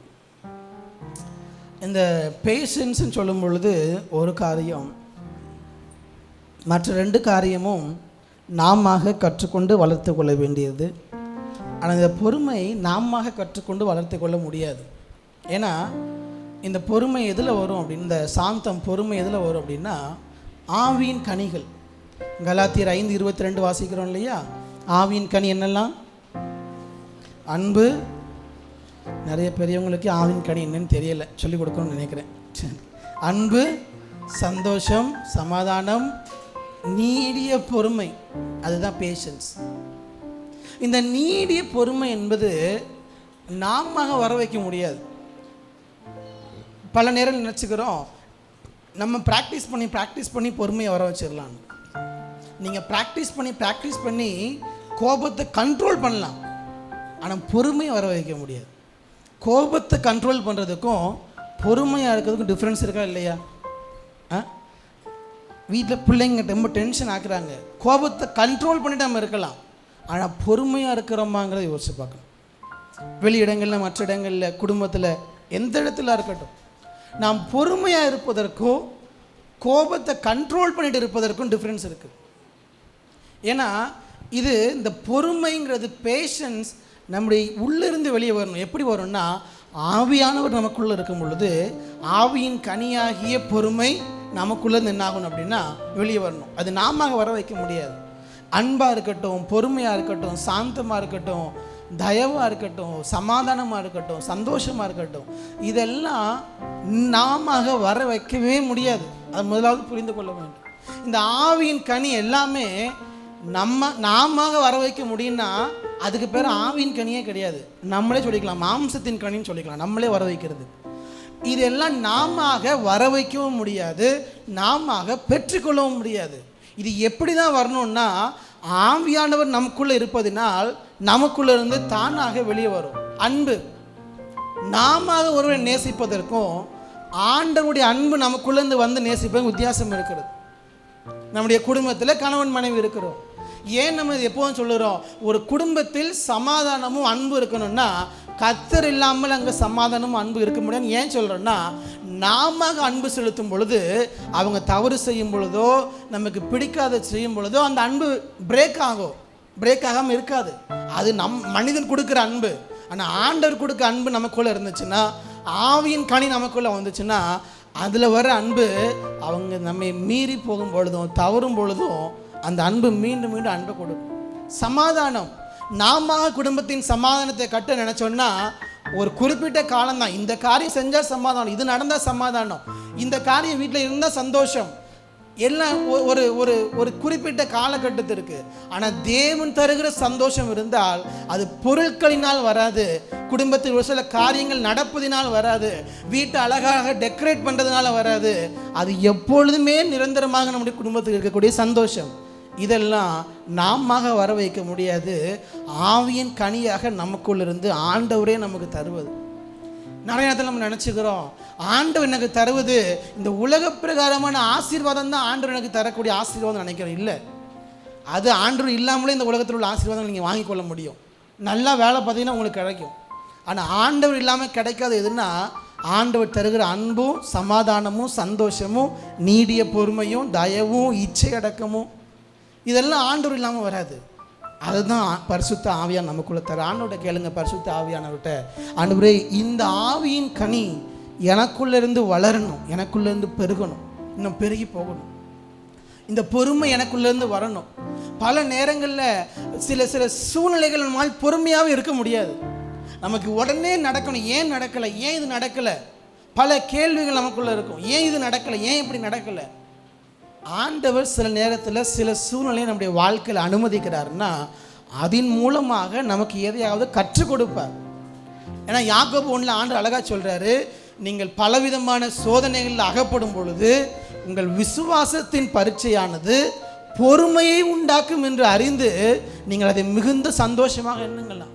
ஒரு சில சோதனை நமக்கு வரும் பொழுது ஏன் இப்படிப்பட்ட பிரச்சனைன்னு சொல்லிட்டு நாம எதையாவது செய்வதற்கு பதிலாக ஆண்டவர் இதில் என்ன செய்கிறாருன்னு பொறுமையை கற்றுக்கொண்டோம் என்று சொன்னால் அதில் ஆண்டவர் கிரியை செய்கிறத நம்ம வாழ்க்கையில் பார்க்க முடியும். ஆனால் நானாக இதை செய்கிறேன்னு போனோம்னா இருக்கிறதையும் நமக்கு எடுத்து போடுவோம். மோசே அப்படி தான் நானாக செய்கிறேன் என்று போனார். என்ன ஆச்சு? 40 வருஷத்தை தொலைத்து விட்டார். நானாக இதை செய்கிறேன், இஸ்ரவேலுக்கு ரட்சிப்பை தரேன்னு போனார். பொறுமை இல்லாததுனால் அவனை கொன்று போட்டார். பொறுமை இல்லாததுனால், பொறுமை இல்லாமல் நம்முடைய வாழ்க்கையில் எதையுமே செய்ய முடியாது. நல்லது செய்ய நினச்சாலும் அது எங்கே தான் போய் முடியும்னா பிரச்சனையில் தான் போய் முடியும். நிறைய வீட்டில் கணவன் மனைவியை குறித்து பேசும்பொழுது, குடும்பத்தில் நான் பேசும்போது சொல்லுவாங்க, பாஸ்டர் அவங்களுக்காக தான் பாஸ்டர் பண்ணேன், ஆனால் கடைசி வரை புரிஞ்சிக்க மாட்டாங்க. ஏன்னா நமக்கு பொறுமை இல்லை. மோசேக்கு பொறுமை இல்லை, கொன்று போட்டான். ஆனால் அதே மோசையை குறித்து என்னாகும் பின்னாடி வாசிக்கும் பொழுது, மோசையை போல சாந்தம் உள்ளவன் இந்த உலகத்தில் ஒருத்தன் இல்லையா. அதை கொண்டு வர்றதுக்கு தான் ஆண்டவர் 40 வருஷம் எடுத்துட்டார். அதுக்கப்புறம் தான் திருப்பியும் அவனை கொண்டு வராரு. கொண்டு வந்து அவன் மூலமாக தேவன் காரியங்களை செய்கிறார். யோசிச்சு பாருங்க, 40 வயசில் மோசை இருந்த அந்த நிலைமையில் அவனை ஜனங்கள் நடத்த சொல்லியிருந்தாருன்னா 20 லட்சம் பேர் இவனே கொண்டிருப்பான். அப்படி தானே? அவனுக்கு இருந்த கோபத்துக்கும் டென்ஷனுக்கும் 40 வருஷத்தில் ஆண்டவர் அவனை பொறுமையாக ஆக்கி அவனுக்குள்ள ஆவியின் கண்ணிகளை வர வச்சு எந்த இடத்துக்கு போயிட்டான்னா, இவ்வளோ தூரம் நடத்தி வந்த மோசையை பார்த்து உடன் பிறந்த சகோதரர்களே பேசுகிறார்கள். ஏன் உன் கூட மட்டும்தான் ஆண்டவர் இருப்பாரா, எங்கள் கூட ஆண்டவர் இருக்க மாட்டாருன்னு மோசையை எதிர்த்து மிரியாமும் ஆரோனுமே பேசுகிறாங்க. அப்போ கூட மோசை என்ன பண்ணலன்னா தன் வாயினால் ஒரு வார்த்தையும் பேசலை. காரணம் அந்த பொறுமை. சில நேரங்களில் ஆண்டவர் அனுமதிக்கிற பல சூழ்நிலைகள் நம்ம பொறுமையில் வளருவதற்காகத்தான். நம்ம பல பேர் சொல்கிறோம், அவங்க இப்படி பண்ணாங்க பாஸ்டர், அதான் நான் அப்படி பேசினேன். பலவிதமான சோதனை வரும் பொழுது பொறுமையாக அமைதியாக இருங்க, பொறுமையாக இருங்க. கணவன் மனைவிக்கு இடையில் பொறுமையாக அமைதியாக இருங்க. பல சண்டைகள் தவிர்த்து விடலாம். ஏன்னா 2 பேர் பேசினா அதுக்கு பேர் சண்டை. ஒருத்தர் மட்டும் கத்திட்டா அதுக்கு பேர் என்ன கிடையாது சொல்லுங்கள்? சண்டை கிடையாது. 2 பேரும் கத்துனாததுக்கு பேர் என்னது? சண்டை. நீங்கள் பொறுமையை கற்றுக்கொள்ளுங்க. ஆட்டோமேட்டிக்காக அடுத்த பேசுறதுக்குள்ளே பொறுமையை ஆண்டவர் தருவார். எவ்வளோ நேரம் தனியாக பேசிகிட்டு இருக்க முடியும்? ஆண்டவரத்தில் கேளுங்க, ஆண்டவர் இந்த பொறுமையினால் இருதயத்தை நிரப்புங்கன்னு கேளுங்க. அதுக்காக வீட்டில் போய் வாயவே திறக்காமல் இருந்துடாதீங்க. ஆண்கள் ஆல்ரெடி ஆண்கள் வாயை திறக்க மாட்டோம், இன்னும் வாயை திறக்காமல் இருந்துட்டிங்கன்னா வீட்டில் இன்னும் சண்டை தான் வரும். அதுவும் இதுவும் வேறு வேறு, ரெண்டையும் குழப்பிடாதீங்க. ஸோ இந்த பொறுமையை கற்றுக்கொள்ள பல சூழ்நிலைகளை நம்மால் என்ன பண்ண முடியும்னா மேற்கொள்ள முடியும். ஆண்டவர் ஏற்ற காலத்தை தர வரைக்கும் காத்துருங்க. ஆண்டவர் ஏற்ற காலத்தை தர வரைக்கும். ஆண்டவர் தான் வார்த்தை தந்துட்டாரே, இப்போ ஏன் நடக்கலைன்னா அதில் ஆண்டவர் உங்களுக்கு ஒரு சில காரியங்களை உங்கள் வாழ்க்கையில் மாற்றுகிறார், உருவாக்குகிறார், பொறுமையை கற்றுத்தருகிறார். தாவீதை 16 வயசில் ராஜாவை அபிஷேகம் பண்ணிட்டாரு. ஆனால் ராஜாவாகும் போது வயசு 30. ஏன்? 12 ஆண்டுகள் 14 ஆண்டுகள் அவனை உருவாக்குகிறார். அவனை வைக்க வேண்டிய இடத்திற்காக உருவாக்குகிறார். நீங்கள் உருவாயிட்டீங்கன்னு ஆண்டவர் தெரிஞ்சிச்சுன்னா உடனே அந்த இடத்துக்கு ஆண்டவர் உங்களை கொண்டு போவார். இப்போ ஏன் இன்னும் ஆண்டவர் தரலன்னு கேட்குறத விட இதில் நான் இன்னும் இங்கெல்லாம் உருவாக வேண்டியது இருக்குது. ஆண்டவர் ஏன் இந்த உயர்வு இன்னும் தரல, இன்னும் இங்கெல்லாம் நான் மாற வேண்டியது இருக்குது, இன்னும் எங்கெல்லாம் உருவாக. பொறுமையோடு தேவ சமூகத்தில் காத்துருங்க. வசனம் சொல்லுது, தேவ சமூகத்தில் பொறுமையோடு காத்துரு, கர்த்தருக்கே காத்துரு, அவர் உன் இருதயத்தை ஸ்திரப்படுத்துவார். ஏன்னா அதனால தான் வசனத்தில் இன்னொரு இடத்துல ஆண்டு சொல்கிறாரு, ஏற்ற காலத்தில் அவர் நம்மை உயர்த்தும் வரைக்கும் என்ன பண்ணுமா, அவருடைய பலத்த கைக்குள் பொறுமையாக அடங்கி இருன்னு சொல்கிறார் ஆண்டவர். அவர் ஏற்ற காலத்தில் காரியத்தை செய்வார், அது வரைக்கும் அமைதியார். சில நேரங்களில் இந்த வாலிப வயதில் நமக்கு வரக்கூடிய பல போராட்டங்கள், பல சோதனைகள். 12 வயசுலேயே நான் யாரை கல்யாணம் பண்ண போகிறேன், 12 வயசில் இது நமக்கு தேவையா? 12 வயசில் ஆண்டவர் ஏற்ற வயசு வரும் பொழுது நமக்கு யாரை தரணும் அவருக்கு தெரியுமா தெரியாதா? 12 வயசுல நமக்கு தேவையா? ஒரு பையன் நம்மளை பார்க்க மாட்டேங்கிறோம் பாருங்க, எல்லாரும் புரிஞ்சுட்டான் கீழே. ஸோ இப்படி நம்ம வாழ்க்கையில் நிறைய காரியங்கள் அந்தந்த நேரத்தில் ஆண்டவர் என்ன பண்ணுவார்னா நம்ம வாழ்க்கையில் செய்வார். ஏற்ற காலத்தில் அவர் செய்வார். அது வரைக்கும் பொறுமையோடு அவர் சமூகத்தில் காத்துருங்க. ஏன்னா ஆண்டவர் செய்கிறதுக்கு முன்னாடி நம்மளால் செய்ய முடியும். ஆனால் ரெண்டுக்குள்ள டிஃப்ரென்ஸ் என்னென்னா, ஆண்டவர் செஞ்சார்னா கர்த்தருடைய ஆசீர்வாதமே ஐஸ்வர்யத்தை தரும், அதனோடு என்ன பண்ண மாட்டாரா, வேதனையை கூட்ட மாட்டார். ஆனால் நீங்களாக செய்யும் பொழுதும் நீங்கள் ஐஸ்வர்யத்தை பெற்றுக்கொள்ளலாம். ஆனால் அதோட பேக்கேஜை இன்னும் சேர்ந்து வரும்னா வேதனையும் சேர்ந்து வரும். நீங்கள் சம்பாதிக்கலாம், ஆண்டவர் இல்லாமலே நீங்கள் நிறைய காரியங்களை செய்யலாம். ஆனால் அதோடு கூட பேக்கேஜாக வேதனையும் சேர்ந்து வீட்டில் இருக்கும். ஆனால் ஆண்டவர் தந்தாருன்னா அங்கே சமாதானம் இருக்கும், ஐஸ்வர்யம் இருக்கும், நிம்மதி இருக்கும். அதுதான் ரெண்டுக்குள்ள டிஃப்ரென்ஸ். ஆண்டவர் செய்ய வரைக்கும் பொறுமையோடு காத்திருக்கும். சுற்றியுள்ள நபர்களிடத்தில், குடும்பத்தில் எந்த சூழ்நிலையாக இருக்கட்டும், நாம் படுகிற சோதனையில் பொறுமையை தேவன் நமக்கு கற்றுத்தருவார். 3 காரியம் சொன்னேன். கர்த்தருக்கு பயப்படும் பயத்தை தேவன் நமக்கு கற்றுத்தரட்டும். கர்த்தருக்கு முன்பதாக தாழ்மையை தேவன் நமக்கு கற்றுத்தரட்டும்.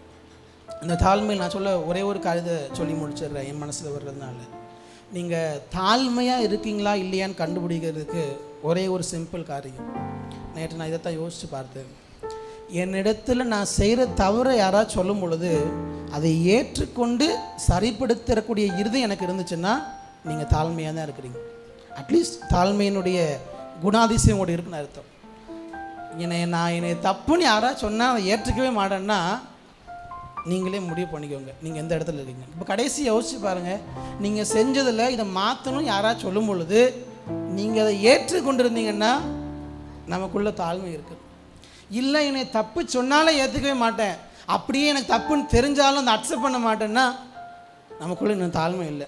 பல நேரங்களில் சொல்லுவாங்க, எந்தளவுக்கு உண்மைன்னு தெரில, பெண்கள் நான் தப்பு செஞ்சாலும் நீ தப்பு செஞ்சாலும் யார் தான் சாரி கேட்கணும்னு சொல்லுவாங்க, வீட்டில் இருக்க கணவன் தான் சாரி கேட்கணும்னு சொல்லுவாங்க. அப்படி இல்லை, நம்ம மேலே தப்பு இருக்குன்னு தெரிஞ்சால் என்ன பண்ணிடணும், சாரி கேட்க தயங்கவே கூடாது. அவங்க மேலே தப்பு இருந்தால் அவங்க, நம்ம மேலே தப்பு இருந்தால் நம்ம. ஏன்னா நம்ம மேலே தவறு இருக்குன்னு தெரிஞ்ச உடனே ஒரு தவறை சுட்டி காட்டும்பொழுது நம்ம சரிப்படுத்தக்கூடிய மனப்போக்கம் இருந்தால் நமக்குள் தாழ்மை இருக்குது. கடைசியாக எப்போ அப்படி உங்கள்கிட்ட யாரோ சொல்லி அல்லது ஆண்டவர் உங்கள்கிட்ட பேசி அல்லது வசனத்தின் மூலமாக ஆண்டவர் பேசி என்னை சரிப்படுத்தி கொண்டேன்னு யோசிச்சு பாருங்கள். அப்படி அனுபவம் ரீசெண்டாக இருந்துச்சுன்னா நீங்கள் இன்னும் கர்த்தருக்கு முன்னாடி தாழ்மையாக தான் இருக்கிறீங்க. ஃபஸ்ட்டு அப்படிப்பட்ட அனுபவமே இல்லை, நான் எந்த தப்புமே பண்ணல அப்படின்னு சரி பண்ணுன்னு கேட்டிங்கன்னா நீங்கள் எல்லா கேட்டகரிக்கும் மேலே இருக்கிறீங்கன்னு அர்த்தம். ஸோ ஆண்டவருடைய சமூகத்தில் வெறுமனை வந்துட்டு வார்த்தையை கேட்டுட்டு போவது அல்ல, it is not a tradition to follow. அவருடைய வார்த்தையை கற்றுக்கொள்ளவும் நம்முடைய வாழ்க்கையில் அதை நடைமுறைப்படுத்தும் பொழுது தான் அவர் தருகிற இளைப்பாறுதலை நம்முடைய குடும்பத்திலும் நம்முடைய வீட்டிலும் நம்முடைய சபையிலும் நம்முடைய தனிப்பட்ட வாழ்க்கையில் அனுபவிக்க முடியும். அவரிடத்தில் கற்றுக்கொள்ளுவோம், அவருடைய இளைப்பாறுதலை பெற்றுக்கொள்வோம். நம்மள இருக்கிற இடங்கள் எளிமை நின்று ஜெபித்து முடிப்போம். வேகமாக ஆண்டவர் நமக்கு கற்றுத்தந்த வார்த்தைக்கு நம்மை அர்ப்பணித்துள்ள ஆண்டவரத்தில் சொல்லுங்கள், ஆண்டவரே உம்முடைய இளைப்பாறுதலை எங்களுடைய குடும்பத்தில் நாங்கள் அனுபவிக்கணும்ப்பா. உம்முடைய இளைப்பாறுதல், தெய்வீக இளைப்பாறுதல் எங்கள் வீட்டில் இருக்க வேண்டும், எங்கள் குடும்பத்தில் இருக்கணும், என்னுடைய தனிப்பட்ட வாழ்க்கையில் இருக்கணும். கர்த்தருக்கு பயப்படுகிற பயத்தை நான் கற்றுக்கொள்ளணும். ஆண்டவரே கர்த்தருக்கு முன்பதாக எங்களை தாழ்த்துகிற இருதயத்தை எங்களுக்கு தாங்க. கர்த்தருக்கு முன்பதாக பொறுமையோடு காத்திருக்கக்கூடிய இருதயத்தை எங்களுக்கு தாங்க. ஆண்டவரே ஆண்டவர் நம்மோடு பேசின காரியங்களுக்கு நம்ம அர்ப்பணித்தவர்கள ஆண்டவரே உங்களிடத்திலிருந்து கற்றுக்கொள்ள எங்களுக்கு உதவி செய்வீராங்க, எங்களுக்கு கிருபை தருவீராக. இன்றளது இந்த வாரத்திலே பிறந்த நாளை காண்கிறவர்கள் யாராவது இருந்தால் உங்களுடைய வலது கரத்தை உயர்த்தி காட்டுங்கள். பர்த்டேஸ் இன்றளது இந்த வாரத்திலே திருமண நாளை காண்கிறவர்கள், வெட்டிங் ஆனிவர்சரிஸ், திருமண நாள் காண்கிறவர்கள், இன்றைக்கு தான் ஃபஸ்ட் டைம் சர்ச்சுக்கு வந்தவங்க யாராவது இருக்கீங்களா, முதல் முறையாக வந்தவர்கள் இல்லை என்று சொன்னால் பிறந்த நாளை காண்கிற 2 பேருக்காக, பர்த்டேவா 3 பேருக்காக நம்ம ஜெபித்து முடிக்கலாம். எங்களை நேசிக்கிற அன்பின் பரலோக பிதாவே உமக்கு நாங்கள் நன்றி செலுத்துகிறோம். பிறந்த நாளை காண்கிற முது பிள்ளைகளுக்காக நாங்கள் ஜெபிக்கிறோம். அண்ணனுக்காக, அக்காவுக்காக, எல்சாவுக்காக நாங்கள் ஜெபிக்கிறோம். 3 பிள்ளைகளையும் உங்களுடைய கரத்தில் தருகிறோம். உமது நன்மையும் கிருபையும் தொடரட்டும். இந்த ஆராதனைக்கு வந்து ஒவ்வொருவரையும் பெயர் பெயராக ஆசீர்வதிங்க. இந்த ஆராதனை நாங்கள் கேட்ட வார்த்தைக்கு எங்களை அர்ப்பணிக்கிறோம்ப்பா. இந்த வார்த்தைக்கு எங்களை அர்ப்பணித்து எங்களுடைய வாழ்க்கையில் அபியாசப்படுத்த, அதனால் தேவன் தருகிற இளைப்பாறுதலை நாங்கள் அனுபவிக்க எங்கள் ஒவ்வொருவருக்கும் உதவி செய்வீராக. உமக்கு பயப்படுகிற பயத்திலும் தாழ்மையிலும் பொறுமையிலும் இன்னும் நாளுக்கு நாள் நாங்கள் வளர பரிசுத்த தேவன் ஆண்டவரே இயேசுவை போல நாங்களும் மாறுவதற்கு உம்மை பின்பற்றி உம்மை போல நடக்க எங்களுக்கு கற்றுத் தருவீராக. இயேசு கிறிஸ்துவின் நாமத்தில் ஜெபிக்கிற நல்ல பிதாவே, ஆமென். நாம எல்லாம் சேர்ந்து சொல்லுவோம். என் ஆத்மாவே கர்த்தரை ஸ்தோத்திரி, என் முழுமே பரிசுத்த நாமத்தை ஸ்தோத்திரி. என் ஆத்மாவே கர்த்தரை ஸ்தோத்திரி, கர்த்தர் செய்த சகல உபகாரங்களையும் மறவாதே. ஆமென், ஆமென். நம்முடைய கர்த்தராகிய இயேசு கிறிஸ்துவின் கிருபையும் பிதாவாகிய தேவனுடைய அன்பும் பரிசுத்த ஆவியானவருடைய அந்யோன்யமும் ஐக்கியமும் சந்தோஷமும் சமாதானமும் நம் அனைவரோடும் சகல பரிசுத்தவான்களோடும் அவருடைய வருகை நாட்பரியந்தம் என்றென்றும் இருப்பதாக.